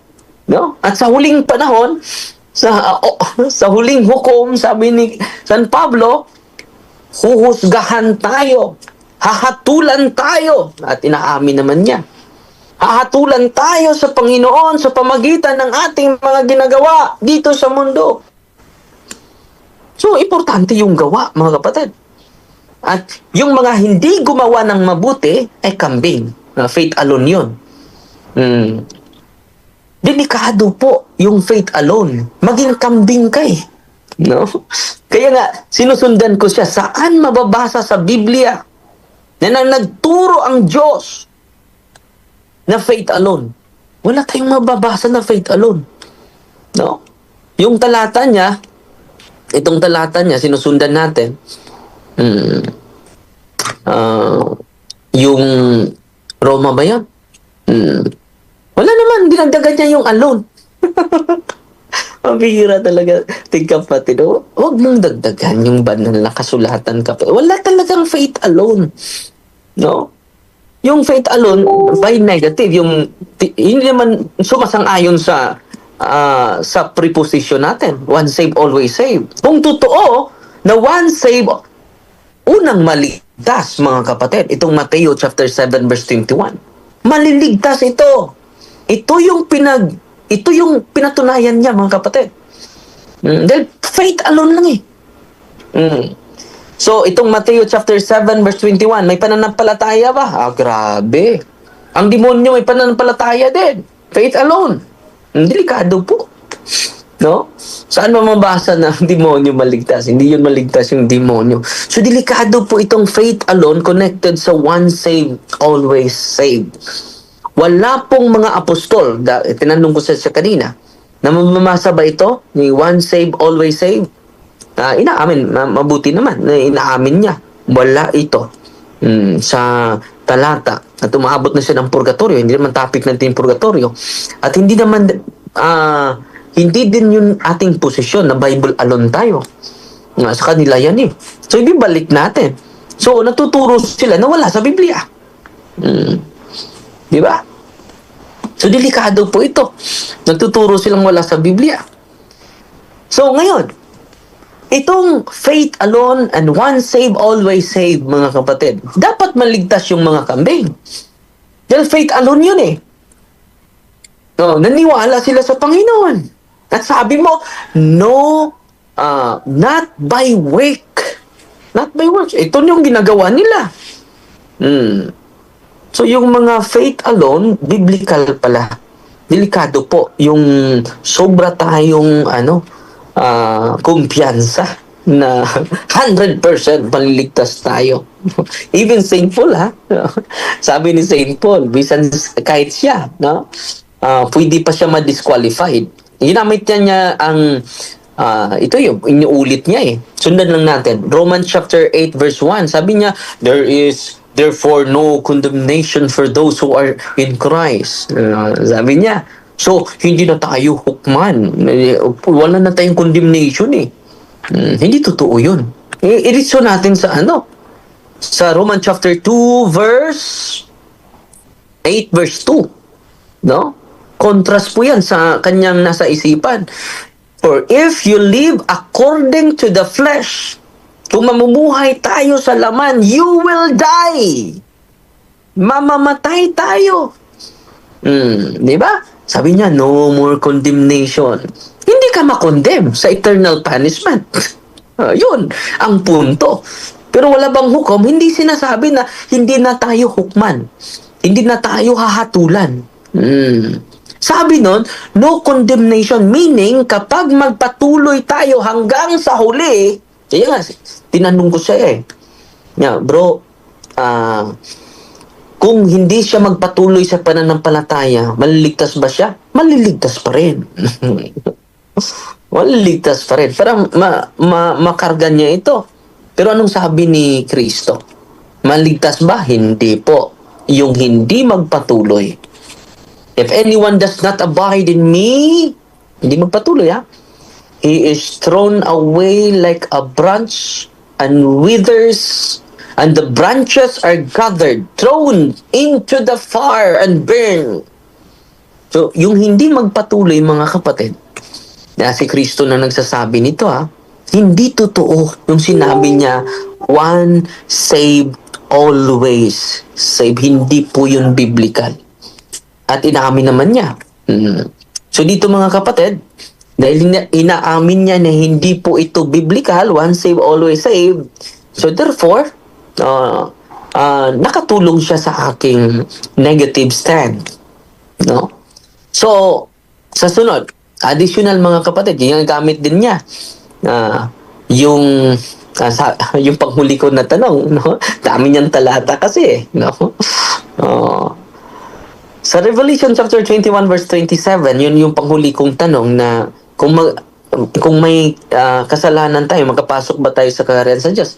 Sabi niya makapasok pa rin. Hindi po. No? Romans chapter 21 verse 27, but nothing unclean shall enter it, nor anyone who practices abomination or falsehood, but only those who are written in the Lamb's book of life. So kita ninyo, opposite po yung sagot niya. Kahit magkasala daw, makapasok. Sabi ni Apostle San Juan, but nothing unclean shall enter it. At inaamin niya na hindi tayo perfecto, di ba? So hindi tayo makapasok doon. Kaya nga, meron tayong paraan, meron tayong doktrina patungkol, pero hindi yan topic natin. No? So, meron tayong cleansing state. So, punta naman tayo dito sa ginagamit din niya ang dito, Philippians, sabi niya, hindi kailangan ng gawain yung salvation natin. Hindi totoo yun. No? Philippians chapter 2 verse 12 to 13, therefore, my beloved, as you have always obeyed. At sabi niya kanina, kahit paminsan-minsan lang, pwede naman, no? Always obeyed. So now, not only in my presence, but much more in my absence, work out your own salvation with fear and trembling. Malinaw na malinaw, work out. Kung mag-workout ka, hindi, mag-passive ka lang, static ka lang, hindi mag-workout ka talaga. Di ba? Work out your own salvation.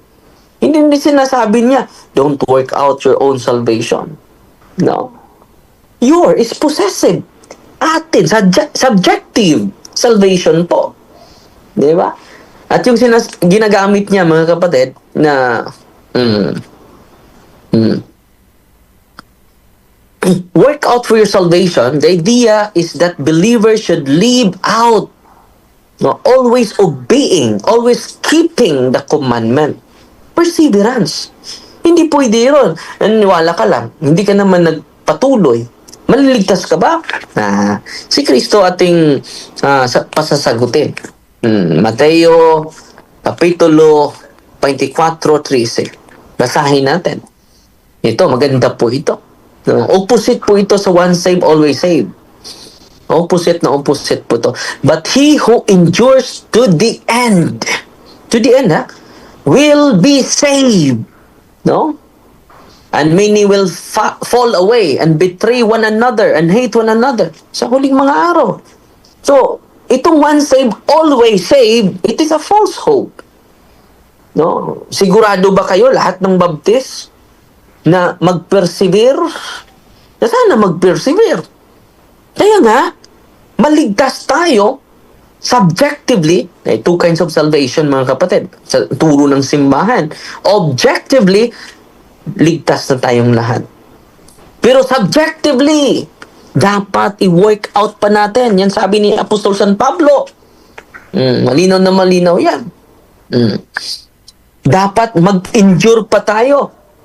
Kaya yung panghuling tanong ko, na kung hindi mag-endure, maligtas ba? No. Yan ang problema. Dahil sabi niya kanina, kapag hindi always makikinig, hindi always mananampalataya, maligtas pa rin. Saan mababasa yan sa Biblia? Para once lang once saved, always saved. No? So, saan ba sa specific na talata na sinabi, once saved? Hindi po kailangan tayo mag-endure Kung once saved, always saved, bakit sinasabi niya, he who endures to the end will be saved?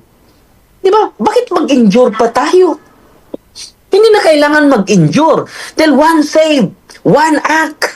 Pero one act lang yung salvation natin eh. Totoo naman na yung kaligtasan natin, si Kristo ang gumawa nun. Pero yung cooperation natin, kailangan eh. Mababasa ba natin yan? Mababasa. Philippians chapter 2, work out your salvation. Your salvation, subjective. Subjective po. So, malinaw na mga kapatid, na ito ay continuous po. Ongoing. Kaya nga, ang explanation niya dito sa kanyang, sa talata na to have, to hold, to possess is present tense, signifies a current, ongoing reality. Hindi po passive. Hindi po static. Di ba? Gumagamit siya ng lexicon.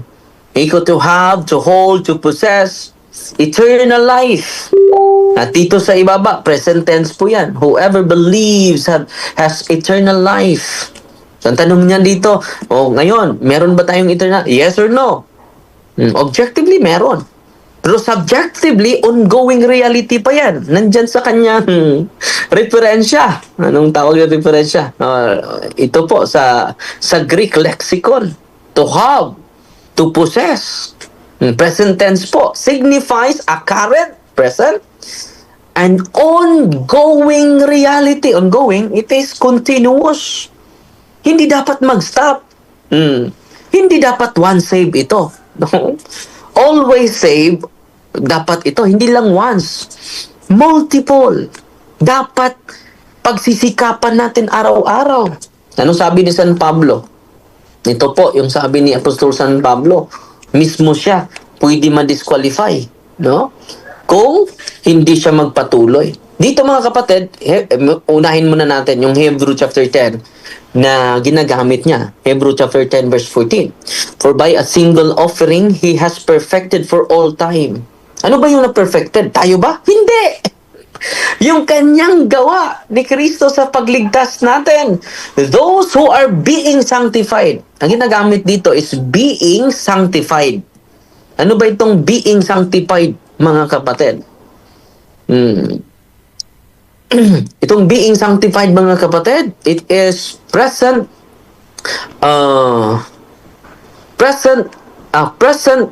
passive participle. Ano ba itong present passive participle? Indicating ongoing process. Hindi sinasabi niya, those who were sanctified once. Hindi sinasabi dito na sanctified once, but ongoing sanctification. Describes believers as continuing in sanctification. Hindi po sanctified once. Hindi po. No? Yan po, being sanctified. It is present passive participle, mga kapatid. At ginagamit din niya. And now to the one who works, his wages are not counted as a gift, but as his due. Yung work, mga kapatid, na hindi makapag-righteous sa atin, yung gawa, yung gawain na sinusunod natin yung ceremonial law of Moses, yung batas ni Moses, hindi na po yun makajustify sa atin. Mababasa natin yan sa Gawa, Kapitulo, Acts chapter 13, verse 39. So, when we follow the law of Moses, it will not lead us to justification, no? And by him, everyone who believes is freed. So tayo po ay nakatanggap na ng freedom, kalayaan, from everything from which you could not be justified by following the law of Moses. Yung pala, kapag gagawa ka, susundin mo yung batas ni Moses, yung ceremonial, hindi ka maging justified yun. Pero kung tutupad ka sa moral law, so yung utos ni Kristo, you will have eternal life. No? So, nandyan yan sa banal na kasulatan, no? Yung mayaman, no? Paano ko ba matanggap yung paano ko ba makuha ang eternal life? Sabi niya, gawin mo yung sugo ng Diyos. No, ano ba yung sugo ng Diyos? Huwag kang magnakaw, huwag kang mag-commit ng adultery. If you would enter life, keep the commandments. Malinaw na malinaw. No? Yung 10 commandments, mga kapatid, makahatid natin sa eternal life. Mabasa natin yan sa Matthew chapter 19, verse 17. One there is who is good. Only one. Why do you ask me about what is good? One there is who is one is good. If you would enter life, keep my commandments. So susundin natin yung yung kautusan ng Diyos. So hindi yung kautusan ni Moses. Yung kautusan ni Moses na gagawin natin, hindi tayo ma-justify niyan. Acts chapter 13 verse 39.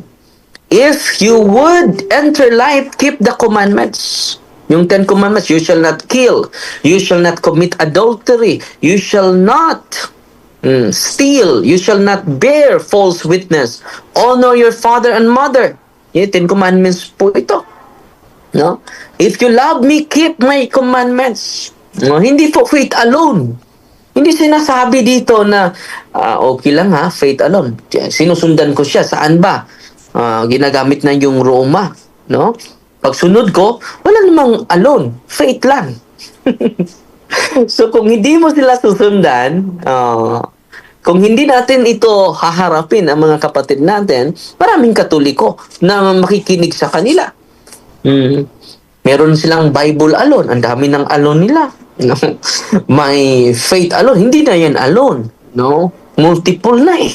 Paano naging alone? Di ba? May grace alone. So, at dito tayo mga kapatid. Na anong sabi ni Apostol San Pablo? No? Dito sa Roman chapter 4 verse 4 to 5. Now to the one who works, his wages are not counted as a gift, but as his due. And to the one who does not work, but believes in him who justifies the ungodly, his faith is counted as righteous. So, ang punto nito, yung pagtupad po ng mga ceremonial law. Hindi na po, kapag tutupad ka sa ceremonial law of Moses, hindi ka maging justified. Makonect natin yan sa Acts chapter 13 verse 39. Pero kung tutupad tayo sa kautusan ng Diyos, maligtas ka, you will have eternal life. Matthew chapter 19 verse 17. At yung hindi magpatuloy, kapatid, na faith lang. Anong sabi?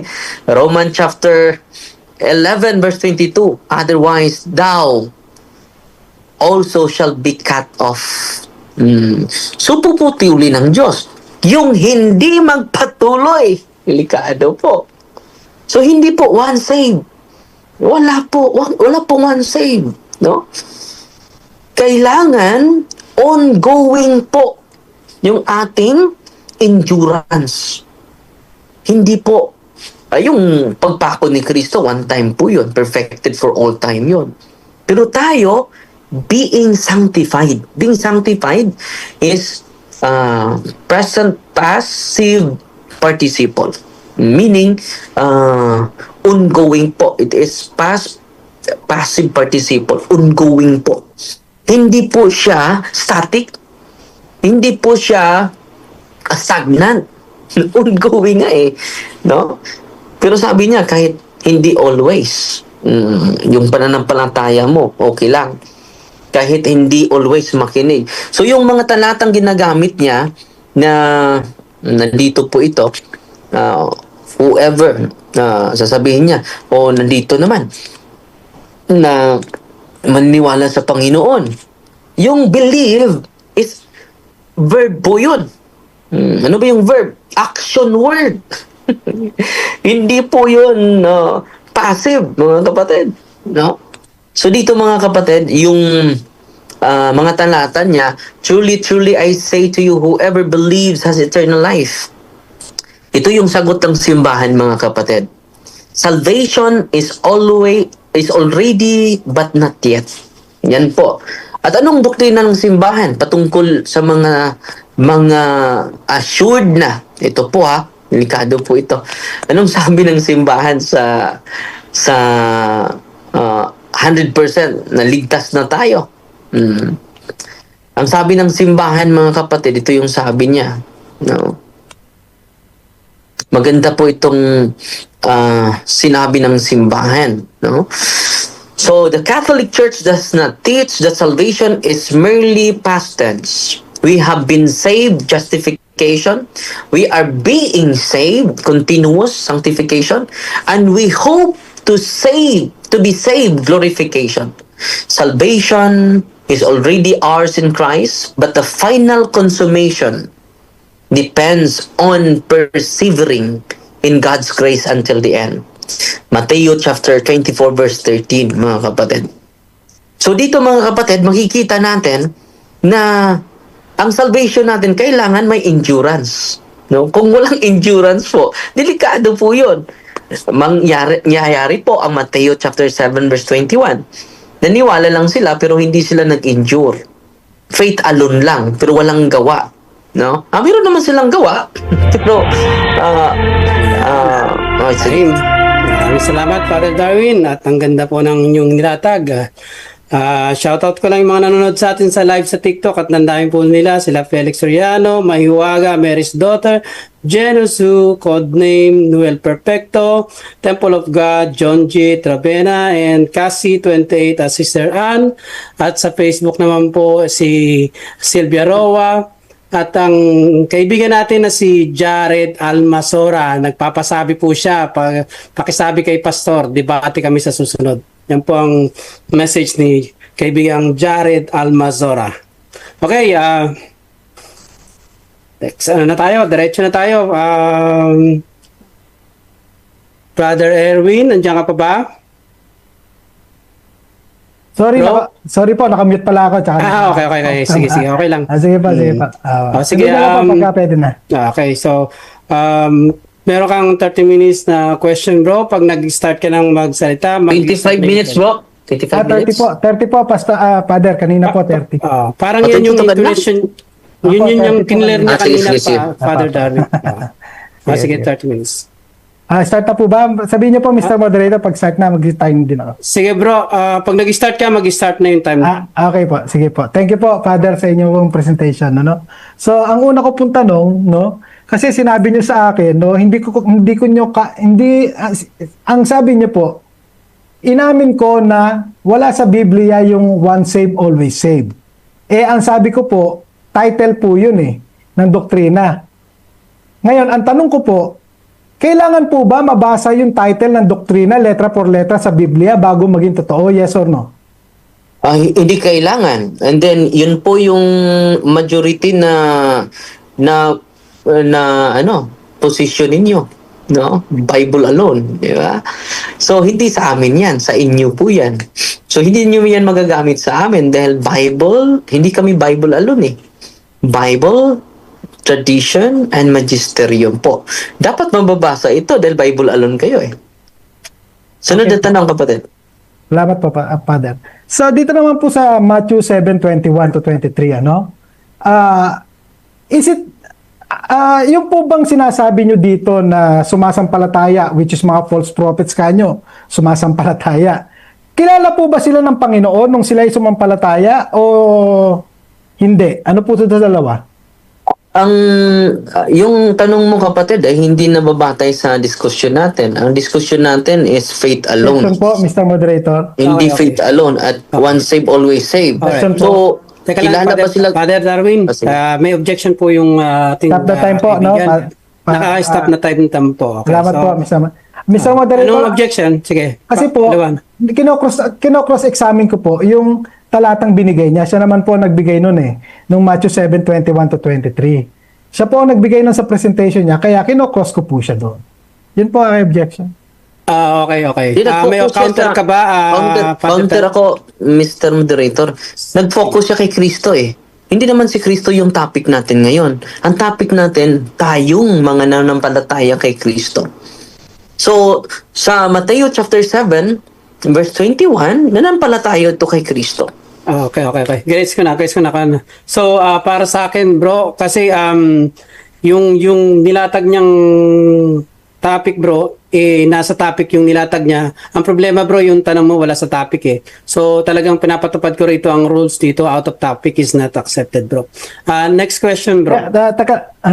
Mr. Moderator, sabi niyo po, at klaruhin ko lang po yung sinabi niyo, no? Sabi niyo po, nasa topic yung sinabi Nilatag niya. niya. Pero yung tanong ko, Tanong- wala sa topic, Opo. tinatanong ko po yung talatang binasa niya na ginamit niya eh. Kasi faith po yung tinatanong niyo po, napunta po tayo sa faith alone. So, faith po yung ginamit niyo po. Sige na po, next question Okay, na lang so po. next question po tayo. Salamat po, Mr. Moderator. Okay. So, tatanungin ko na lang po uli, no? Okay. Ito po bang Matthew 7:21? Okay?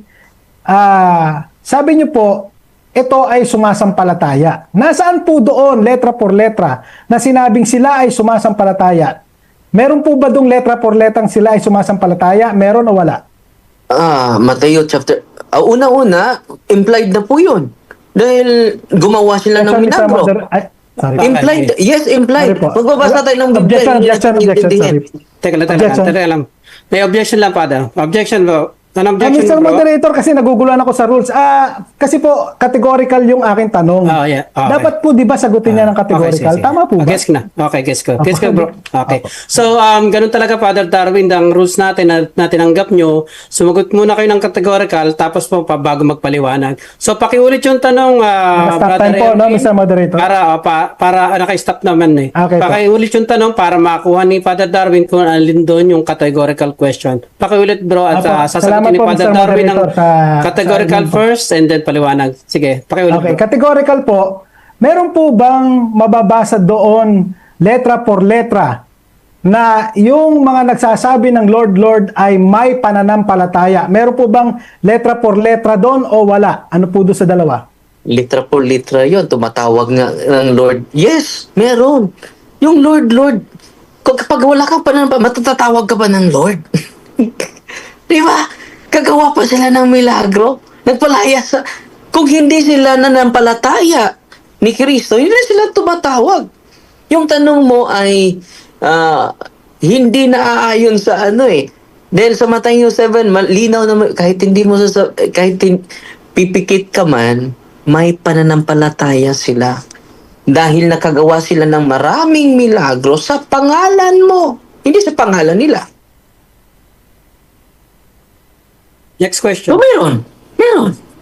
Again, ulitin ko Blindly. po ang tanong, Father, ha? Meron po bang nakasulat letra por letra na may pananampalataya sila? Meron po bang gano'n na Meron, letra yes, por meron. letra? Yes Meron. or no? Sagot, meron. Kaya nga tumatawag ng Lord. Meron eh. Kung hindi yan tumatawag ng Lord, wala silang pananampalataya. At inamin mo kanina na hindi mababasa na wala silang pananampalataya. Therefore, meron silang pananampalataya. Dito tumatawag sila ng Lord, Lord. At yan ang patutuo na itong faith alone mo ay hindi talaga totoo. Dahil may pananampalataya sila eh. Lord, Lord. Paano sila ma-disprove mo na walang pananampalataya? Tumawag nga ng Lord, Lord. Sino maniwala sa iyo dyan? Sa Matthew 7:21, may pananampalataya siya. Tatawag ba sila ng Lord, Lord without faith? Hindi siguro. Hindi naman sila nagpalayas ng demonyo sa pangalan nila eh. Sa pangalan mo. Nag-proclaim kami sa pangalan mo. Paano mo masasabi na wala silang pananampalataya? Kung sasabihin mo na wala silang pananampalataya, Next opposite question. po yan Next sa question. Dito naman implied. po ako sa James 2:24, Father, no? Kasi sabi niyo po ito ay justification, no, in the sight of God. Okay? Yun po ang inyong dinadrive dito. Ayaw niyo pumayag na ito po ay justification in the sight of men, kundi sa inyo, justification in the sight of God. Ang tanong ko po ito, no? Kapag ka po ba nawawala, no, nagkakasala ang Roman Catholic, yung po bang justification niya ay nawawala din? Yes or no? Yes, nawawala. Yung nag-defile na siya sa kasalanan. Kaya nga, may repentance eh. Sabi ni Kristo, believe and repent. Hindi lang puro believe. May repentance eh. Ang tunay na repentance, dapat mag-avoid ka na sa occasion of sin. Kaya may repentance eh. Hindi lang puro believe. Sabi ni Kristo, believe and repent all your sins. Kaya nga itong James chapter 2:24 mo, ito ang sagot. Na hindi talaga faith alone. You see that a man is justified by works, not by faith alone. Ito po ay, salamat ako na kinukote mo ito. Contrary po ito sa inyong stand po. Ito po ay gawa ng Espiritu Santo. It is the work of the Holy Spirit ang dialogue natin. Buti na sinasabi mo ito. At yung talata mo ay hindi Next sumasang-ayon question, sa bro. faith alone. Ang tanong ko naman po, ang follow-up question ko, nasaan po, meron po bang verse sa Bible, word for word, letra for letra, na sinabing justification can be lost? Meron po bang word for word at letra o letra for letra na ganung talata? Meron o wala? Meron po na basahin natin. No. Ito po, yun nabasa ko na eh. If anyone does not abide in me, he is thrown away like a branch and withers, and the branches are gathered, thrown into the fire, and burned. So dito mga kapatid, malinaw na malinaw. Kapag hindi ka mag-abide sa Panginoon, you will be cut off from Him. And cut off from Him is a cut off from grace. Sunod na tanong. So, aaminin niyo po na yan po ay interpretation, hindi po letra por letra na justification can be lost. Yan po ay interpretation at hindi po letra por letra na justification can be lost. Yes or no? May talata tayo. Objection. Roman chapter... Yes. Yes po, biblical po yung sagot ko. No. Roman chapter 11 Teka lang. May objection bro. Post the time. Apo, Anong objection mo bro? Yung nga po, yes or no, interpretation po ba yan? Yes or no? Yun po ang Okay. ang tanong. May counter ka ba, Father Darwin, o sasagutin mo na diretso? Sasagutin natin. No? Sige. Categorical muna, yes or no, then paliwanag ka, Father. May 1 minute ka. Kung makat ka, no, mapatuloy pa ba yung grasya? Hindi na. You are cut off eh. No? At anong sabi ni Kristo? If anyone does not abide in me, he is thrown away like a branch and withers. And the branches are gathered, thrown into the fire and burned. And then pangalawang talata. Cut off nga eh. Hindi nawala. Kung makat na yung branch mo, mabubuhay ka pa ba? Hindi na. So the loss na. Yan po. Impliedly, kapatid. And then sabi ni San Pablo, Romans chapter 11 verse 22, provide you continue in His kindness. Continue po. Otherwise, you too will be cut off. Yan po, implied yan. No, ang pagbabasa natin sa Biblia, implied. Paano ka magpatuloy kung naputol ka na? Next question. Ano ka magpatuloy na Next question. justification? Pinutol ka na? Next question. Diba? Dito po sa James 2:19, okay, yung sabi niyo po, demons believe, no? At maliligtas din sila. Ang sabi po kasi ng talata, you believe that God is one. Okay, you do well. Even the demons believe. Alright. Yung po bang pagkaligtas ng isang tao, ang dapat nilang sampalatayanan o paniwalaan ay God is one o Christ died for their sins. Ano po dun sa dalawa? Ang doktrina nyo, faith alone. Objection. Okay. Objection Pareho bro. sa dalawa, faith alone.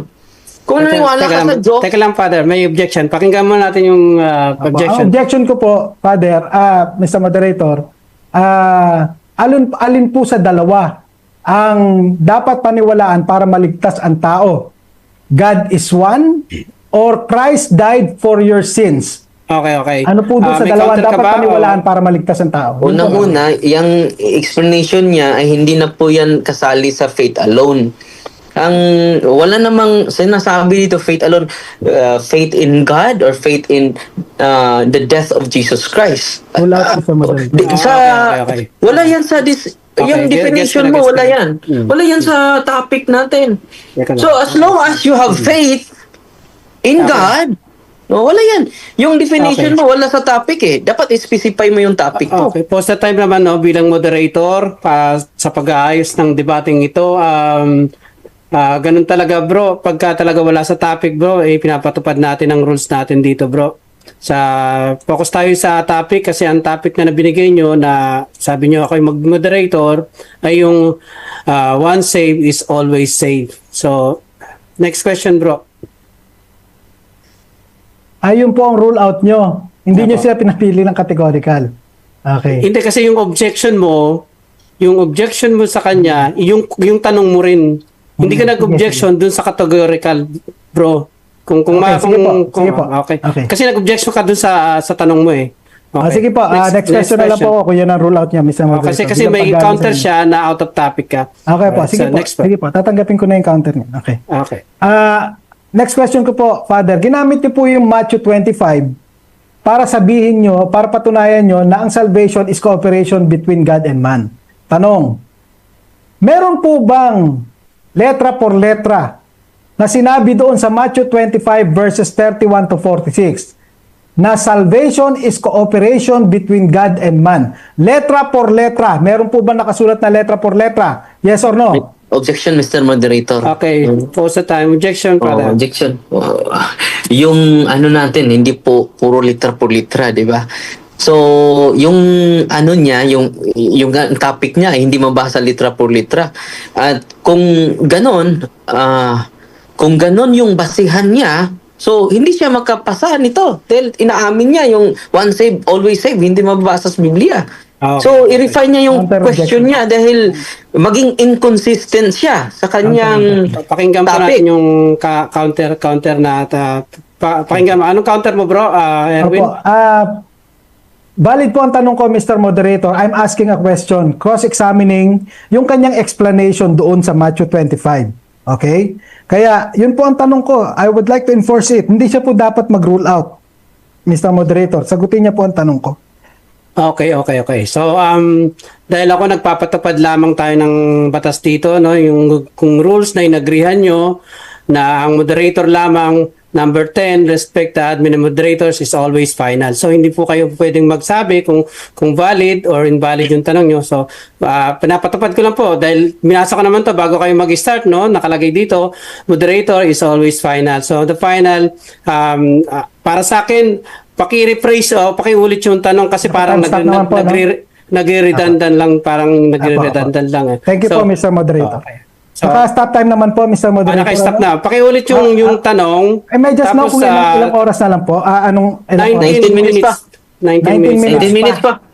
Okay. sige. Okay. Paki-ulit yung tanong tapos try niyo kung Salamat sasagutin. Pag hindi po masasagot niya, next question po.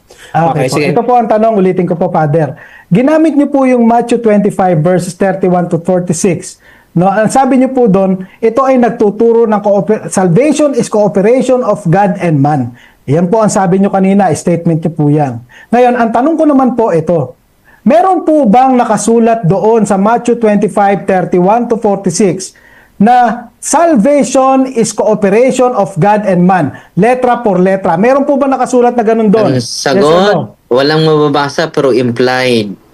No? Okay. Parang nakapuntos ka. No, yung topic mo hindi nga mababasa sa Biblia eh.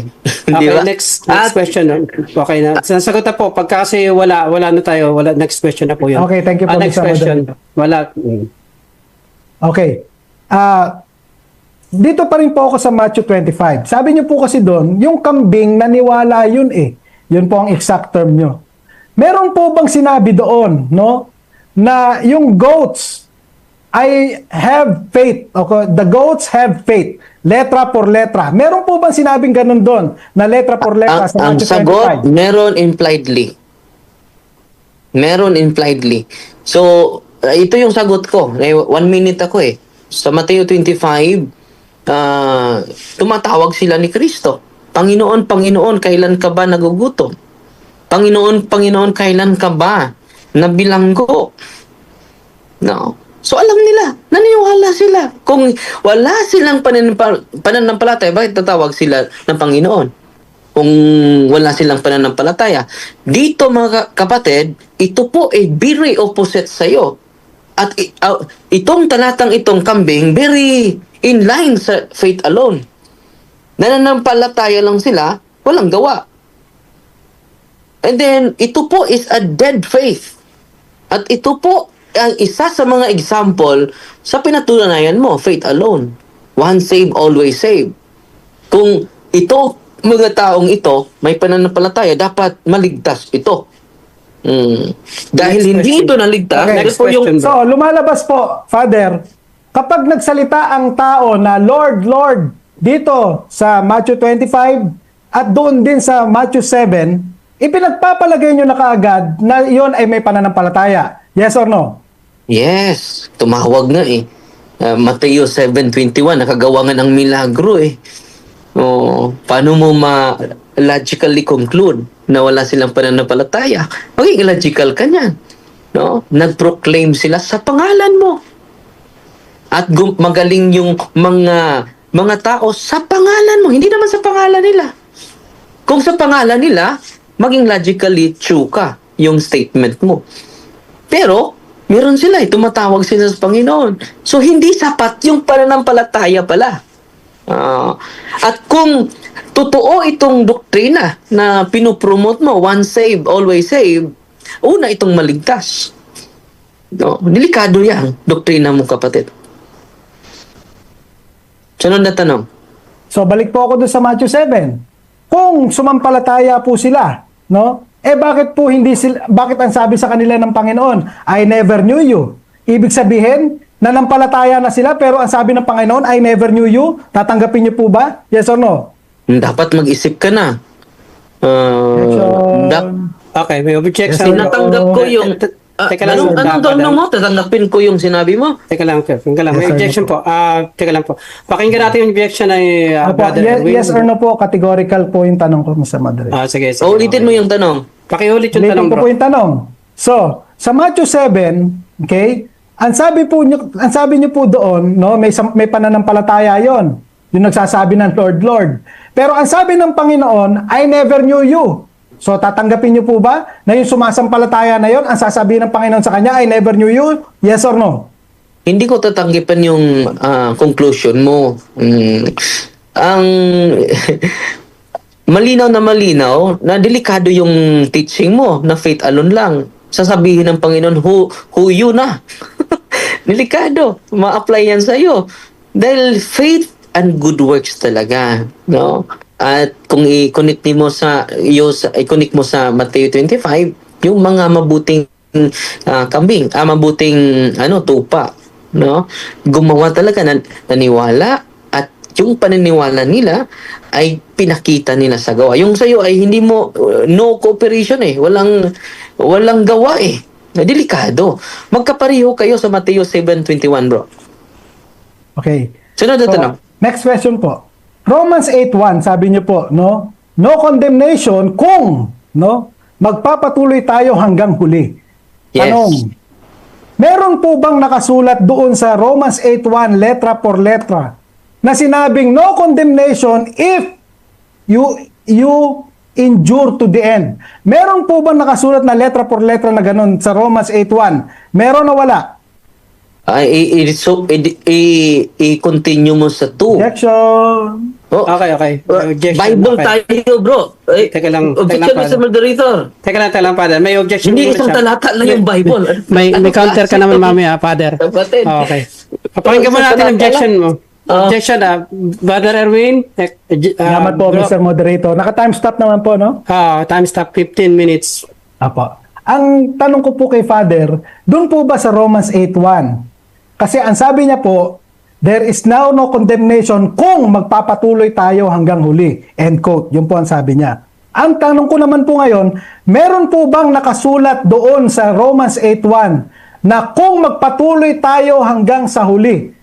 Letra por letra. Meron o wala? Objection, Okay, Mr. Moderator. Counter objection No, parang Sige. ang dialogue namin isang talata lang. No, bakit gagapusin tayo sa isang talata lang? So ang sagot ko sa tanong niya, sa Roma 8:1, i-connect natin sa Matthew chapter 24 verse Father 13. Darwin kasi nagka-counter ka lang, hindi ka pa sumasagot. So yung counter mo dahil ganun Buong talaga. Bible yung reference natin, hindi lang isang okay. talata. Categorical po muna. Kung hindi siya makasagot ng teka lang ako lang, yes, moderators muna. Para sa pag-aayos ng debating ito, no, dahil ako ng moderator, ganun kasi talaga ang rules natin na Father Darwin, pinatutupad ko lang yung rules dito na sagot ka muna ng categorical, tapos paliwanag ka. Sige, Father Darwin, meron kang 10 minutes. Yes 10 or minutes? mababasa daw, meron o wala. So pagka So, wala, okay. I-connect natin sa 2. Mababasa natin sa So, 2. may mababasa. Okay, may mababasa. Paliwanag ka. May mababasa. May mababasa. Paliwanag. 1 minute. Okay. Itong kapatid natin, isang talata lang. No? Out of context yan, kapatid. Magbago ka sa sarili mo, kapatid. Roma 8:1, no condemnation, but if we continue, sabi dito sa 2, for the law of the Spirit of life set free in Christ. Sa to, for if you live according to the flesh, you will die. Malinaw na malinaw. Dapat pa-continue tayo. Kung hindi tayo mag-continue, mag-endure, ano sabi? Mamamatay tayo. At sabi ni Kristo mismo sa Matthew chapter 24 verse 13, ang hindi magpatuloy hanggang sa huli ay hindi maligtas. So, ang pagdialogue natin ito, hindi lang talata, ang dami mong talata eh. So, free ka naman sasagot, no? So, kita nyo yung taktika ng ating kapatid. Gagapusin ka sa isang talata. Ang Next question. salita ng Diyos Next ay question. buong Biblia, Father, hindi isang talata. So, inaamin niyo po na walang nakasulat dito sa Romans 8:1, kahit na sa Romans 8:2, kahit na sa Romans 8:3, na kung magpatuloy tayo hanggang sa huli, letra por letra, wala pong nakasulat na ganun sa 3 verses na yon. Aaminin niyo po ba? Yes or no? Hindi po ako aamin dyan dahil ang pagpatunay natin hindi lang isang talata. So, kinukunik ko yan sa Matthew chapter 24 verse 13. Kita nyo mga kapatid, yung ating kapatid ay mag-present lang ng isang talata. Pag-study natin is buong Biblia, hindi lang isang talata. Maging kukuha lang tayo, proof texting tawag niyan, accommodated sense yan. So, i-connect natin, dami mong talata eh. So, Mateo chapter 23 verse 13, dapat magpatuloy tayo hanggang sa uli. Si Kristo na nagsabi niyon. No? Dapat magpatuloy tayo hanggang sa huli. Kapag hindi ka magpatuloy hanggang sa huli, hindi ka maliligtas. Opposite po yan sa once saved, always saved. Sunod na tanong. Huwag mo akong kapusin ng isang talata. Ang dami mong talata. Okay, next question po. Dito po sa Revelation 7:21-7, okay? Yung po bang mga tinutukoy dito, no? Na mga gumawa ng mga kasalanan. Ito po mga sexual, immoral, sorcerers, liars na binanggit nyo. No? Ito po ba ay may pananampalataya o walang pananampalataya? Alin po sa dalawa? Meron. Alam mo, yung mga nag-surrender sa akin, mga mangkukulam, may pananampalataya sila. Tumawa ka dyan. May pananampalataya sila. Pumupunta nga sa atin eh. May pa naman, nagpabautispo nga eh. No? So, but nothing unclean shall enter. Ginagamit ko yon dahil tinanong kita na maligtas ba kapag meron tayong kasalanan. Dito po, kailangan ma-purify muna tayo bago makapasok doon. No unclean can enter heaven. So, paano yan? Ina-admit mo na magkasala pa tayo, di ba? So, paano ka maka-enter doon? No one can enter who is unclean. So, opposite na naman yan sa once saved, always saved. So, makikita natin yung doktrina ninyo kapatid is unbiblical. Next question, bro. Next question. Okay, ang binanggit niyo pong talata ay verse 27, ano, ngayon. Yung 21, Revelation 21, verse 27, ito po nakasulat. But nothing unclean will ever enter it, nor anyone who does what is detestable or false, but only those who are written in the Lamb's Book of Life. Tanong, yung po bang mga nakasulat sa Book of Life, no? Sila po ba ay nakasulat na before the foundation of the world? Yes or no? Nakasulat na. Nakasulat na. Ang problema nito kapag hindi ka mag-endure, no? And then, kung may kasalanan ka pa, hindi ka makapasok doon. So, kaya nga, may paraan kami. Kayo, wala kayong paraan eh. Sa amin, meron kaming paraan para ma-purify. Para makapasok kami sa kaharian ng Diyos. No? So, yung talatang iyan, patunay yan na yung argumento ninyo, dahil imperfect, inaamin mo naman, imperfect tayo, so hindi talaga tayo makapasok doon without purification. So, kung ma-purify ka na, kasali ka na sa aklat ng buhay, kapatid. At delikado po kapag faith alone lang. Mateo chapter 7, verse 21, nag-proclaim sila sa salita ng Diyos, nag-proclaim ka rin, gumagawa ng mga milagro, ganun din. Di ba? Pero sabi ni Kristo, Next question, bro. mataas Next yung question. pananampalataya So, nila. ang ibig niyo po sabihin, Father, dito sa Revelation 21, verse 27, yung mga nakasulat sa Book of Life, pwede rin po silang maging unclean? Ganun po ba ang paliwanag nyo? Yes. Sabi mo, kasali ka nun, di ba? Unclean ka. No? And then, kapag nanatili ka pang unclean, hindi ka makapasok doon. Nandiyan sa Biblia eh. Pero nakasulat ka doon. I-purify ka muna. Kaya nga may purifying state kami. Ang problema sa inyo, wala. Di ba? Delikado po. So, dito kapatid, ang nakasulat sa Biblia, faith without good works is dead. So sasabihin mo, disqualify mo yung work. At sabi ni ni Apostol James, faith without good works is dead. So delikado po yung faith alone. Yung faith alone, wala na yung gawa eh. No, delikado yun. At yung once save, always save, hindi totoo yun.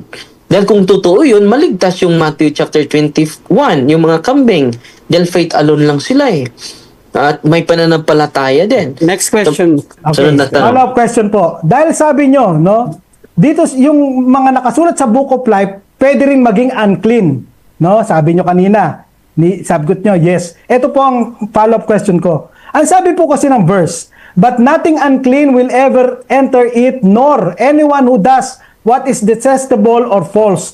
But, yun po ang word, but, only those who are written in the books, in the Lamb's Book of Life. So, malinaw ang talata, nagkaroon ng separation, ano? Mutually exclusive yung dalawa. Yung unclean ay hindi nakasulat sa Book of Life. Tatanggapin niyo po ba na nagkamali kayo kanina by virtue of the clear revelation of the passage? Tatanggapin niyo po ba na nagkamali kayo na yung nakasulat sa Book of Life pwedeng maging unclean? Nagkamali kayo doon. Aminin niyo po ba? Yes or no? Kung nagkamali ako, Gotcha. meaning perfect. Kung nagkamali ako Okay, may So, objection ka lang. Father. sabi mo, Yes, teka lang, teka lang. muna ka ba? po. Yes, Okay, ano okay. po muna. Okay, so papasok tayo dun sa rules natin, number 3, no? So, sagot muna ng categorical bago ka sumagot. So, Father Darwin, parang alam ko na yung objection ni Bro Erwin na kailangan talaga dito sumagot ka ng categorical, yes or no, then may 1 minute ka naman para Okay. magpaliwanag. Hindi po ako nagkamali, kapatid. Unang-una, sabi mo makapasok yung may kasalanan eh. Ikaw yung nagkamali. Dahil sa talatang iyan, pinatunayan kahit yung may kasalanang maliit, hindi makapasok. Kahit maliit ang kasalanan, hindi makapasok. So, ikaw yung nagkamali. Sabi mo makapasok kahit may kasalanan eh. So, kaya ginagamit ko yan eh. Sa tanong mo kanina, na kahit makasala ako, ma-purify ako dahil sinisave naman ako ng Panginoon. No, dapat may cooperation yan. The grace of God will operate when we cooperate. So, So, ikaw yung nagkamali, kapatid. Sabi mo makapasok doon kahit may kasalanan. Sabi ni Apostol San Juan, hindi makapasok kapag may kasalanan. So, ikaw yung nagkamali, kapatid, hindi ako. Sunod na tanong. Okay, para sa audience to, no? Ulitin ko po ang tanong. Ang sabi niyo po, yung mga nakasulat sa Book of Life, pwedeng maging unclean. Yun po ang malinaw ninyong assertion kanina. Pero ang sabi ng verse 27, but nothing unclean will ever enter it, but only those who are written in the Book of Life, end quote. So meaning to say, yung mga unclean ay inihihiwalay sa mga nakasulat sa Book of Life. Tatanggapin niyo po ba ngayon na talagang hiwalay yung mga unclean dito sa mga nakasulat sa Book of Life? Yes or no? Yes, nahiwalay talaga. Kaya nga, yung sabi mo kanina na makapasok yung may kasalanan, paano makapasok? Inihiwalay nga eh. Maganda yung observation mo. Ikaw na mismo ang sumasagot sa katanungan. So, paano ka makapasok kung unclean ka? Di ba po? So, kailangan perfect. Kailangan purified. At inaamin mo na hindi ka perfect. Hindi ka pa makapasok doon. At yan po ang implication mo eh. At hindi totoo na once saved, always saved. Dahil inaamin mo na hindi ka perfect. Dapat aminin mo na perfect ka. Dahil kapag aminin mo na perfect ka, makapasok ka doon. Kapag sasabihin mo, imperfect pa tayo, Father, hindi ka pa makapasok doon. Therefore, yung argumento mo na once saved, always saved, against po sa Revelation chapter 21, verse 27. Sunod na tanong.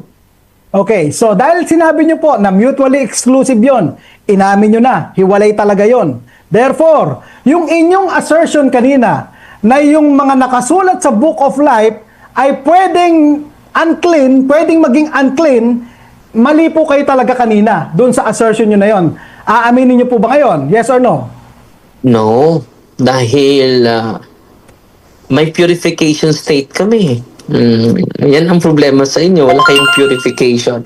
So kami, ang simbahan may purification na state of life. At kung mayroon pang mga unclean spirits, dadaan pa sila doon. At kayo wala kayong estado sa purification. No, bago kami makapasok.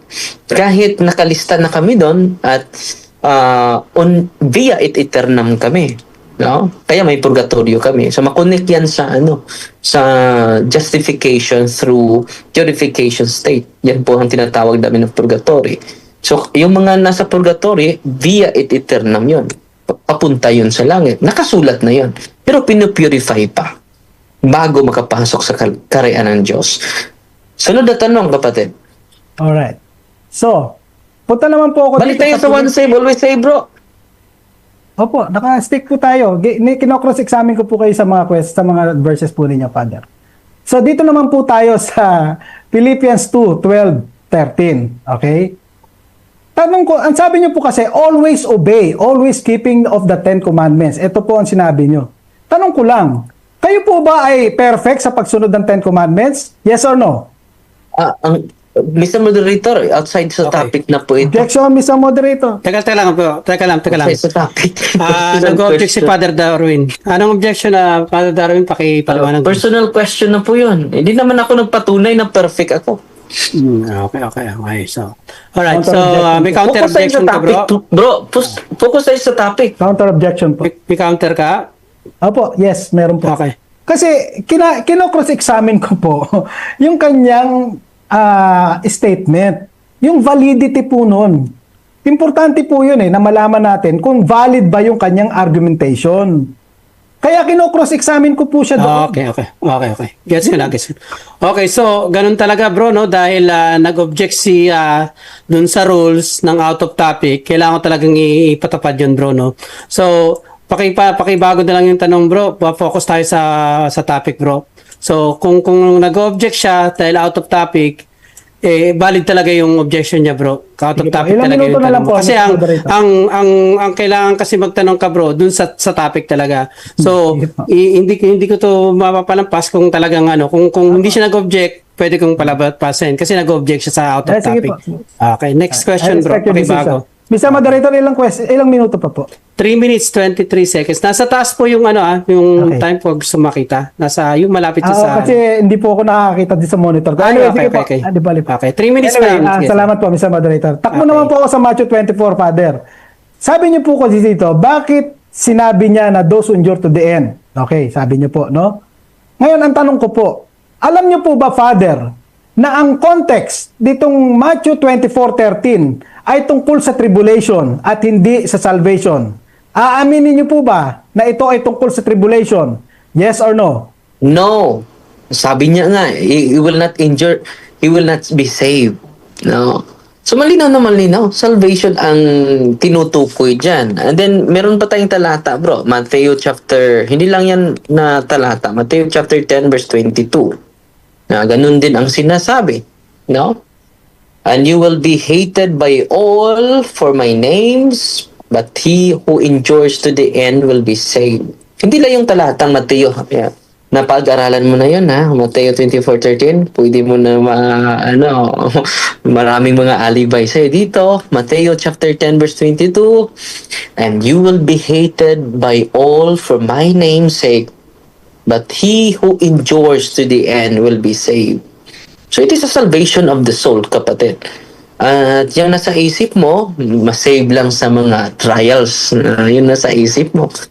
Will be, who will endure to the end will be saved.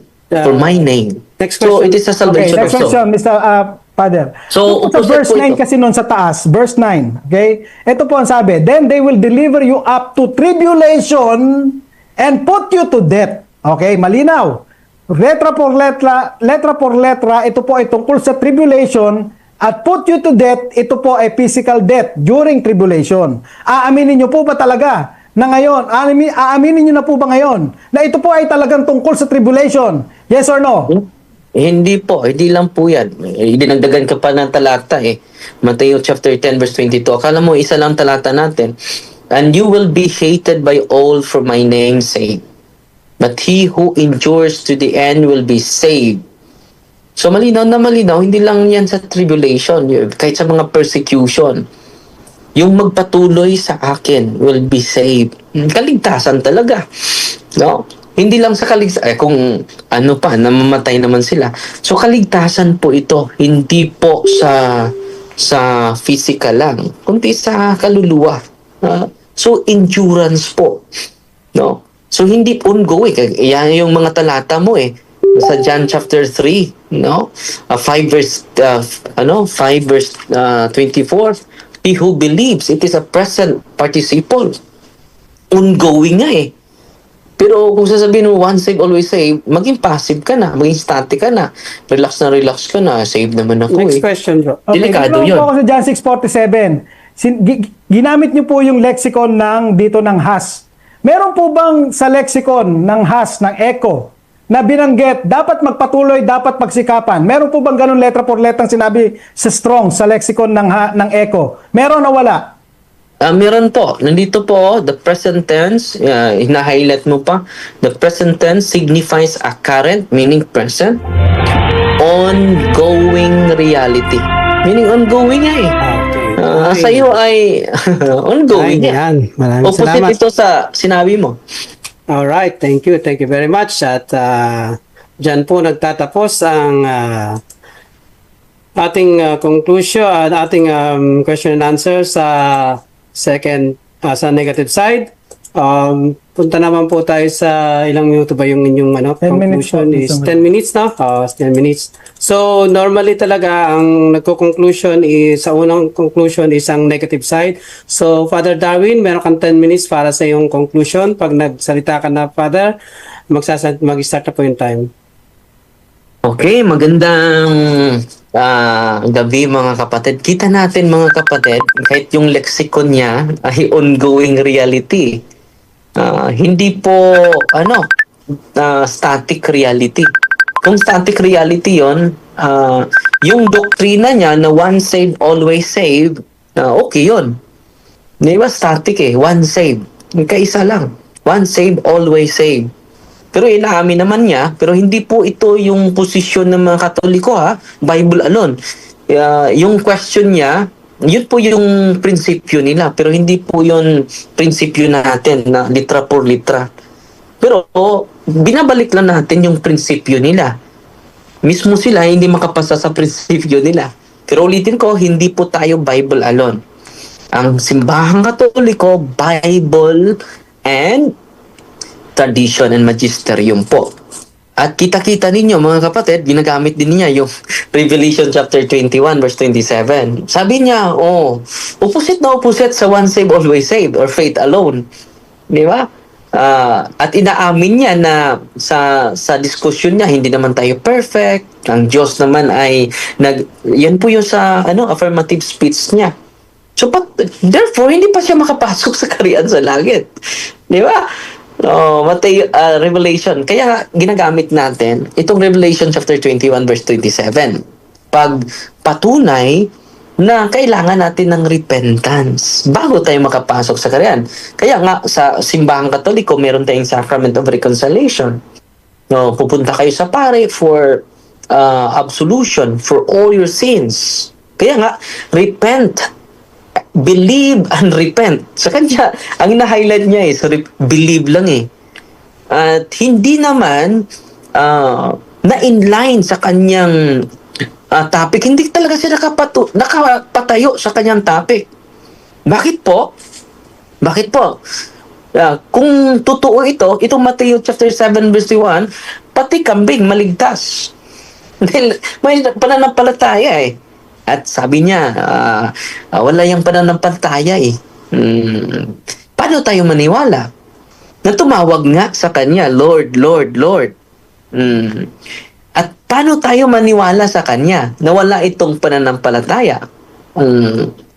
Na nakagawa pa ng malabing milagro sa pangalan mo, sa pangalan ni Kristo. Di ba? At ipapaniwala pa tayo na hindi sila naniniwala para maligtas siya sa kanyang mahirap na doktrina. Mahirap patunayan. Sinusundan ko siya, di ba?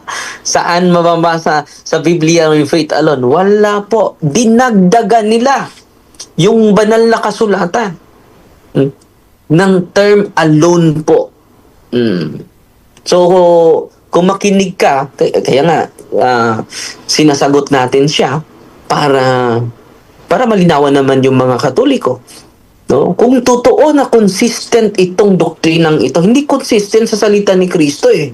Sabi ni Kristo, those who will not abide with me will be cut off. Paano magpatuloy yung justification? Naka-cut off ka na eh.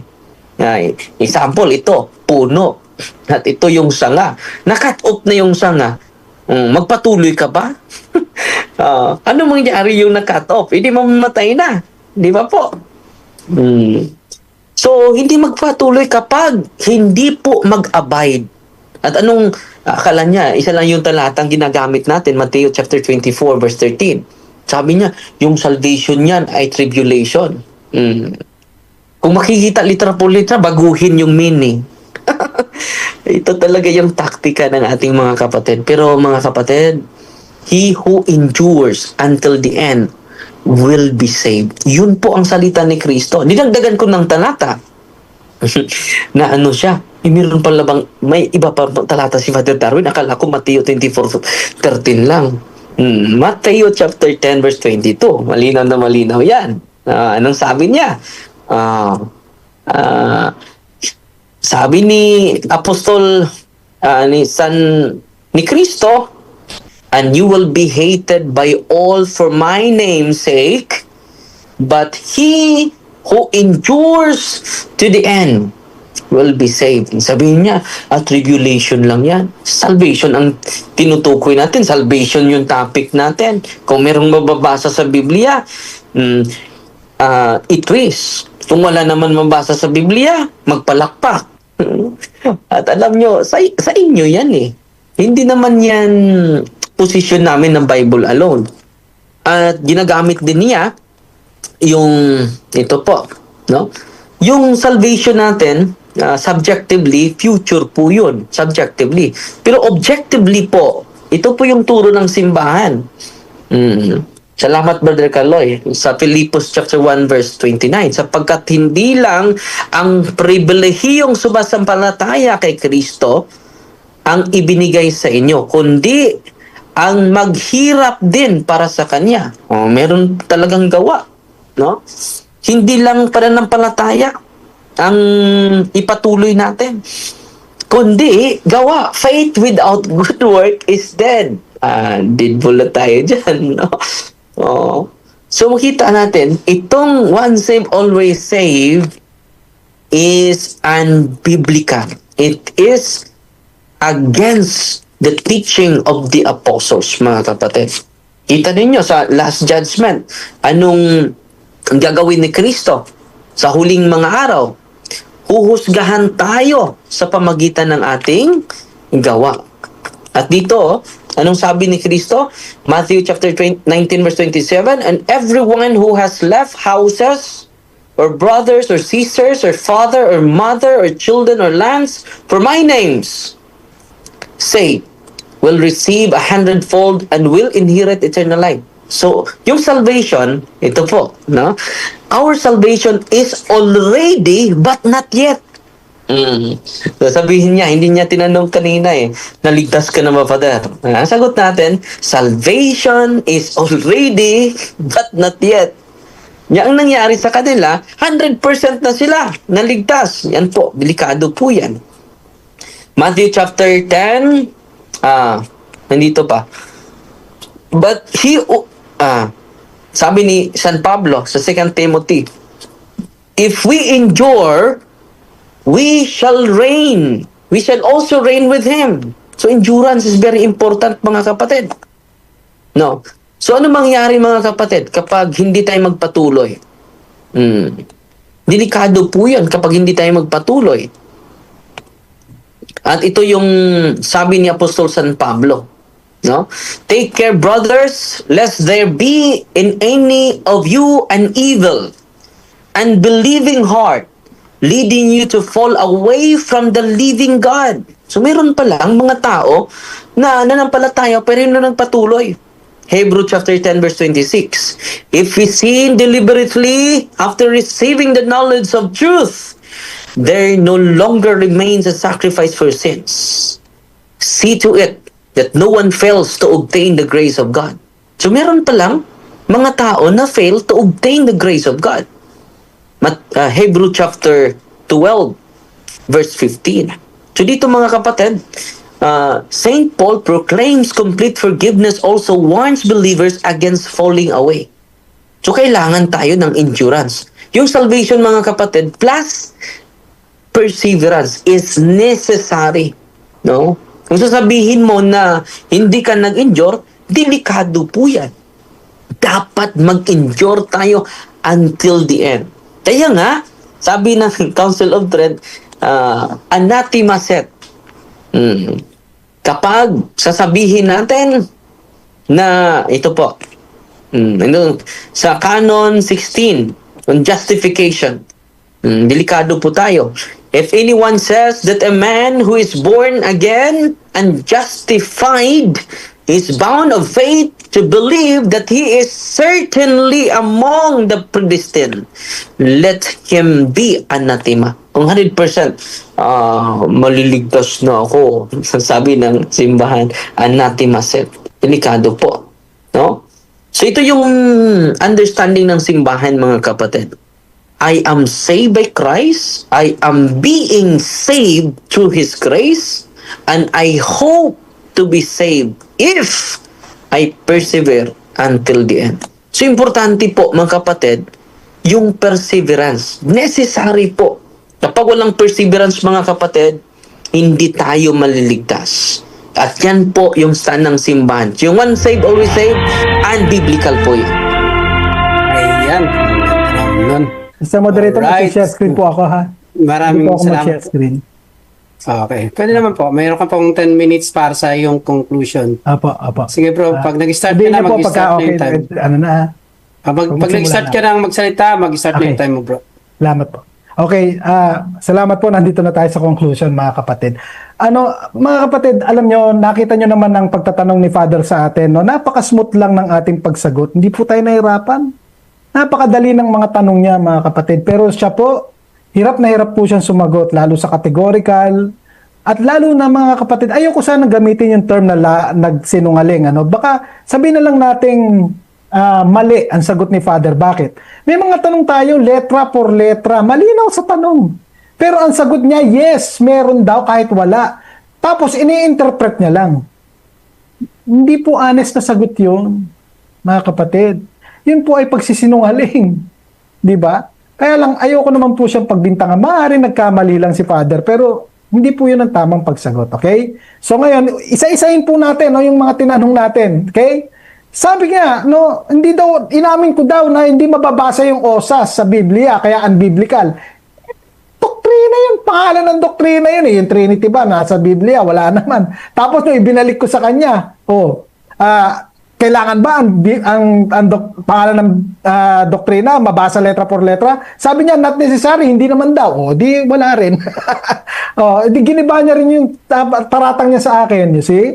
Matthew 7:21. Sabi niya dito, ito daw ay sumasampalataya. Paano nangyayari sumasampalataya? Sinabi na nga ng talata sa verse 15, false prophets yun. Paano magiging believer yun? False prophets nga yun. Tapos sabi pa ng Panginoon, I never knew you. Napansin niyo po nung tinanong natin siya doon. Ibig mo sabihin, sumampalataya sila and yet, I never knew you. Ang sabi ng Panginoon, anong sagot niya? Hindi niya sinagot, nag-object siya. Talagang hindi po pwede, hindi po believer yung false prophets nga po, Father Okay? Kailangan daw, hindi daw cooperation, pero who does the Father?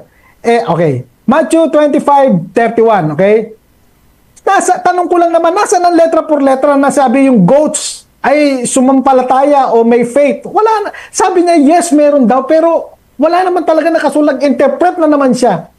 So, hindi po honest na pagsagot yon, Father. No? Living faith ang kailangan. Hallelujah, 100%. Bakit? Naniniwala rin kami doon, Father, pero hindi po meritorious ang works. Yun po ay bunga, fruits. Okay? Yung James 2:24. Okay? Tinanong ko lang, nasa yung by justification in the sight of God daw yon. Tapos sabi niya, pwede rin mawala yung justification. Tinanong ko, nasaan ang letra por letra sa Biblia na ang justification can be lost? Nagtanong ako kung meron ba ganung talata, letra por letra. Nagsagot niya na naman, yes. Tapos nung binigay niya yung talata, wala naman nakasulat, interpretation na naman. Naku po, ano ba naman yan? Yung demonyo naniwala din. Ang pinaniwalaan nun, God is one. Hindi naman talaga yun naniwala. Alam talaga ng demonyo yun. Pero, mga kapatid, hindi po yun ang pinaniniwalaan natin para maligtas. Kung hindi, si Kristo na namatay sa krus sa atin, binayaran kasalanan natin, at nabuhay na mag-uli. Okay? Ngayon, yung cooperation, tinanong ko siya, meron bang letra por letra na verse na salvation is cooperation of God? Sabi niya, meron na naman. Tapos Matthew 25, wala namang letra por letra na nakalagay dun ano na naman nangyari? Dishonest na naman ang sagot ni Father. Sorry po, Father. Yung kambing, naniwala daw yun. Hindi ko na makita yun nandun. Hindi ko makita kasi may nakaharang no? Yung kambing daw, naniwala yun. Paano mangyayari? Naniwala nga, kambing nga yun Yung mga sheep, yun ang believers. Yung goat, hindi yun believer. Kaya talagang walang works yun kasi nga walang faith yun. Lahat ng ginawa nila, hindi makaka-please sa Diyos kasi nga wala silang faith. Kaya sila hindi ligtas, Father. Masama yung sobrang kumpiyansa. Hindi po. Bakit? Ang kumpiyansa ko po, Father, hindi sa sarili ko, kundi ang kumpiyansa ko, yung ginawa ng Panginoong Jesucristo, namatay doon sa krus ng Kalbaryo, ibinigay lahat ng Diyos sa Kanya, ang galit sa kasalanan ko, sinalo niya lahat, at ibinigay niya sa akin ang Kanyang perfect righteousness. Yun ang aking ground for salvation. Kaya ako mapupunta ng langit. Kaya ako kumpiyansa dahil sinabi niya, has eternal life. You see? Si Pablo pwede ding ma-disqualify. Hindi naman yung tungkol sa salvation. Yung disqualification doon, tungkol sa apostleship niya, stewardship. Hindi tungkol sa salvation yon. O yung Romans 8:1, nakakatawa rin to. O, tinanong ko lang naman. Sabi niya kasi, no condemnation kung may kondisyon, magpatuloy tayo hanggang huli. Tinanong ko siya, meron bang ganun nakasulat doon sa Romans 8:1 hanggang verse 3? Wala na naman. No, wala talagang nakasulat. Pero sabi niya, yes. Tapos takbo siya doon sa Matthew 24. Dishonest na naman. Oh, ano pa? John 15:4. Abide in me and you may bear fruit, no? Pero yung sinasabi niya, mga kapatid, no? Yung nasa verse 2 nun, hindi naman nag-a-abide talaga sa kanya yon, no? In me lang, sabi niya doon, hindi abide in me. Kaya meron talagang mga false believers, nagmumukha nakakabit sa kanya, pero wala talagang fruit. Yun talaga, tatanggalin niya yun. Hindi mga believers yun. Hindi po sumasalungat sa osas ang John 15. Tandaan niyo po yun. Napatunayan na natin yan sa maraming debates. No?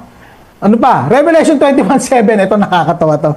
No? Dito sa Revelation 21:7, no? Hindi ko na malayas, hinihiwalay talaga, no? Yung unclean, hindi sila pwedeng mapunta dun sa book of life. Hiwalay talaga, mutually exclusive. Pero kay Father, yes! Yung nakasulat sa book of life, pwedeng maging unclean. Tapos, pinasok niya yung sacramental system nila. Wala naman sa Biblia yon. Pero bakit po sila hindi pwedeng maging unclean? Sila po ay nakasulat na before the foundation of the world. Sila po ay predestined for adoption. Ang inheritance nila ay predestined din. Therefore, ligtas yun 100%. Bakit sila clean? Dahil sa perfect righteousness na ibinihis sa kanila galing sa Panginoong Hesukristo dahil sa kanilang pananampalataya. Okay? Philippians 2:12-13. Oh, kita mo na? Sabi mo, always obey, always keeping 10 commandments. Tinanong kita ngayon, nasusunod ba perfectly? Iniwasan niya yung talaga. Bakit? Hindi niya naman natutupad eh. O, kita mo na, sino sa atin nakakatupad ng 10 commandments? Sino sa inyo dyan? Ha? Sino matapang dyan? Sabihin, perfect ako sa 10 commandments, ha? Ginagawa niyo sinungaling ang sarili niyo.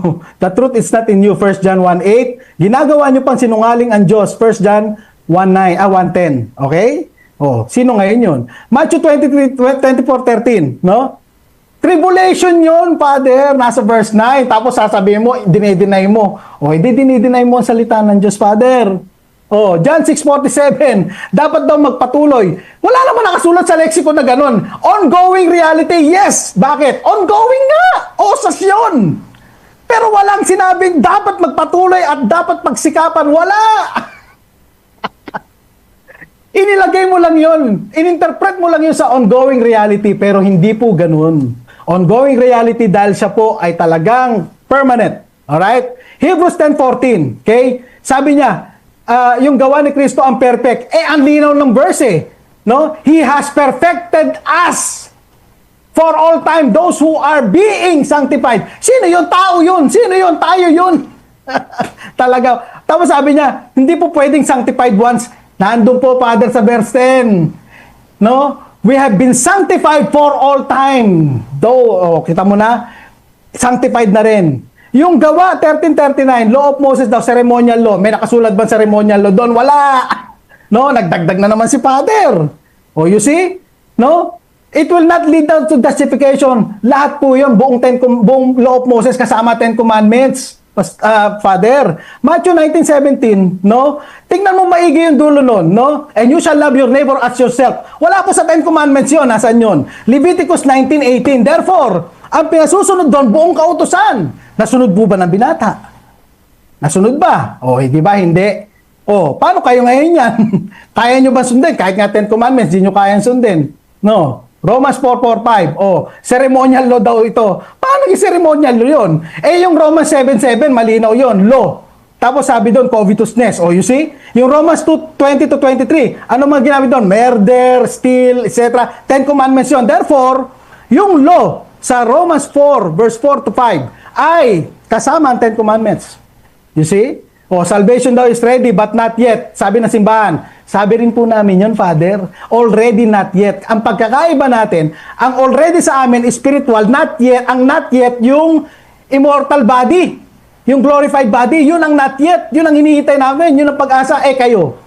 Not yet dahil talagang wala kayong possession. Paano naging already? O, kita nyo na. Sabi ng simbahan daw, okay, tunaan nyo. Philippians 1:29, no? Sabi niya, ano ba sabi niya? They believe for suffer. Sabi niya, kita mo, binigyan ka ng suffering. Yung ba'y kasama sa Yan, salvation? time. Salamat po, Yan, mga kapatid. Okay, salamat. Wala na talaga oras. Thank you po. Salamat po. Okay, siguro bigyan ko na lang kayo ng taga 1 minuto para sa inyong pasasalamat na lang, mga programa o mga advertise na lang, bro. Bro Erwin, una ka na, bro. Pasasalamat na lang meron ko. Apo. Maraming po salamat sa Panginoon kaya binigay po na lakas sa amin at pagkakataon ni Father Darwin. Pasensya na po kayo mga kapatid. Talagang ganun po ang mga debaters. Medyo passionate. Lalo na sa kung talagang very convicted siya sa kanyang pinaniniwalaan. Sana po ay maunawaan niyo po yun. Ano? Alam ko po si Father, nauunawaan niya yun. Kasi alam ko po si Father, malawak ang kanyang pangunawa bilang pari. Alam ko po yun. At kaya hindi po ako nag-aalala doon. Pero kung nasaktan ko man po si Father, sa aking lakas ng pagsasalita, Father, I'm sorry po, humingi po ako ng tawad sa inyo. Hindi ko po sinasadya. Masyado lang po akong passionate sa aking pinaniniwalaan.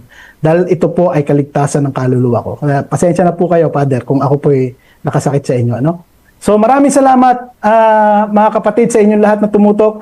Kay Brother Fred. Brother Fred, ang galing mo pala. Magaling kang moderator. Kaya ituloy mo yan. Para kang si Rasha, magaling ka. Talagang nakapokus ka sa that is good.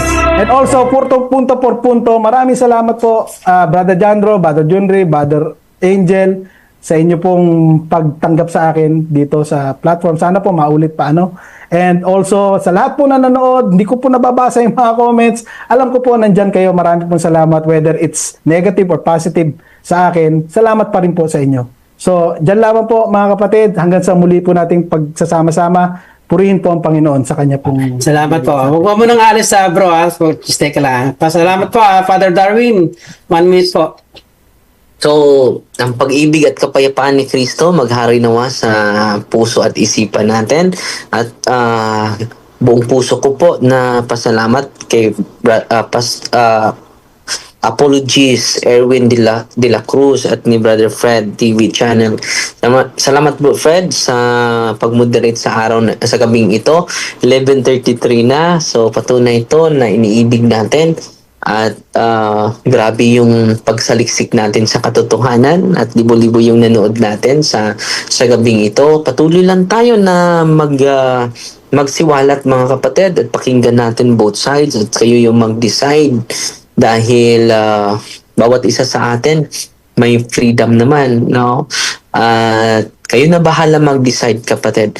At sa lahat ng mga nandito sa ating programa, magandang gabi po sa inyong lahat at ang kapayapaan ni Kristo laging maghari sa atin. At pasalamat ako sa inyo lahat. Wala na akong oras. God bless sa inyo. Okay. Salamat din po, Father. At bilang moderator po si Fred TV channel na nagpapasalamat din sa pagtiwala niyo sa akin. Pasalamat kay Father Darwin at kay Bro Erwin. At ako po ay isang moderator lamang po. Hindi po ako judge. At kayo na po ang bahalang judge kung sino pong nanalo at nasa kanila sa mga nanonood na po. At pasalamat din po ako sa inyo. Marami po kami natutunan lalo na po sa aking pag-moderate at continuous learning pa rin po tayo kahit anong pong mangyari. Ayan, thank you po. Dito po nagtatapos ang inyong debate. Ibalik ko na po ang microphone kay Brad Jando. Brad Jando. Okay, thank you sa iyo, Brother Fred. At natapos na rin yung yung talakayan, ano? Patay ko pala yung natin. Ay, ilaw, ayan. Okay, so yun, natapos na ang dahil tapos na, merong huling mensahe. Sino bibigyan ng huling mensahe? Teka muna, Brother Angel, nandiyan ka pa? Wala na si Brother Kasi Angel. may gusto yata magtanong Sino? kay Pastor. Si Jared? Hindi yata si Jared. Okay, Brother Jared Almasora, good evening. So bro, mag-exit na ako ha. Sige, Father, sige. Thank you po. Kayo na Maraming salamat po, ha. Father. Maraming salamat sige, po. sige. God bless ha, dahil maaga pa ako bukas. Marami akong mga schedule bukas. And then, salamat sa inyo. God bless, Brother Erwin de la Cruz at sa mga kasamahan mo nakinig ngayon. At sana lagi kayong nasa mabuting kalagayan po. So, Fighting Maria, Tatak FD with a humble heart po. Mag-exit lang ako mauna sa inyo ha. God Sige. bless po. God bless. Thank you, God brother. bless. Okay, Brother Jared, ano yung gusto mong itanong, Brother Jared?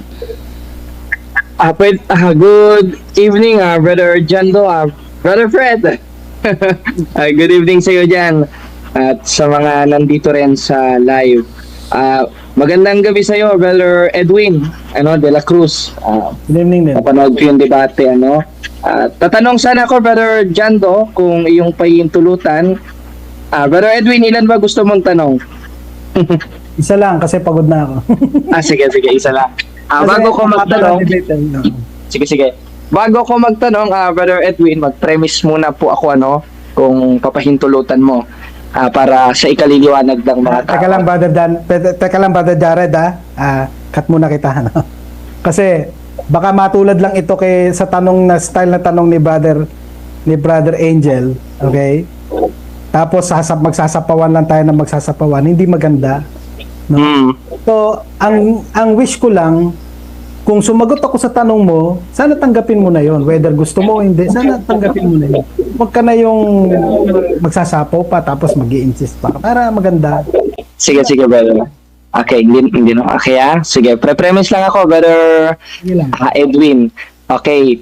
Sa John 3:16, basahin ko lang sapagkat gayon na lamang ang pagsinta ng Diyos sa sanlibutan, kaya binigay niya ang kanyang buktong na anak, na ang sino man sumampalataya magkakaroon ng buhay na walang hanggan. Ngayon, yung mga sumampalataya sa John 3:16 na magkakaroon ng buhay na walang hanggan, ayon sa 10:26 ng Hebreo, pag sinadya nila ang kanilang kasalanan, wala nang haing natitira pa.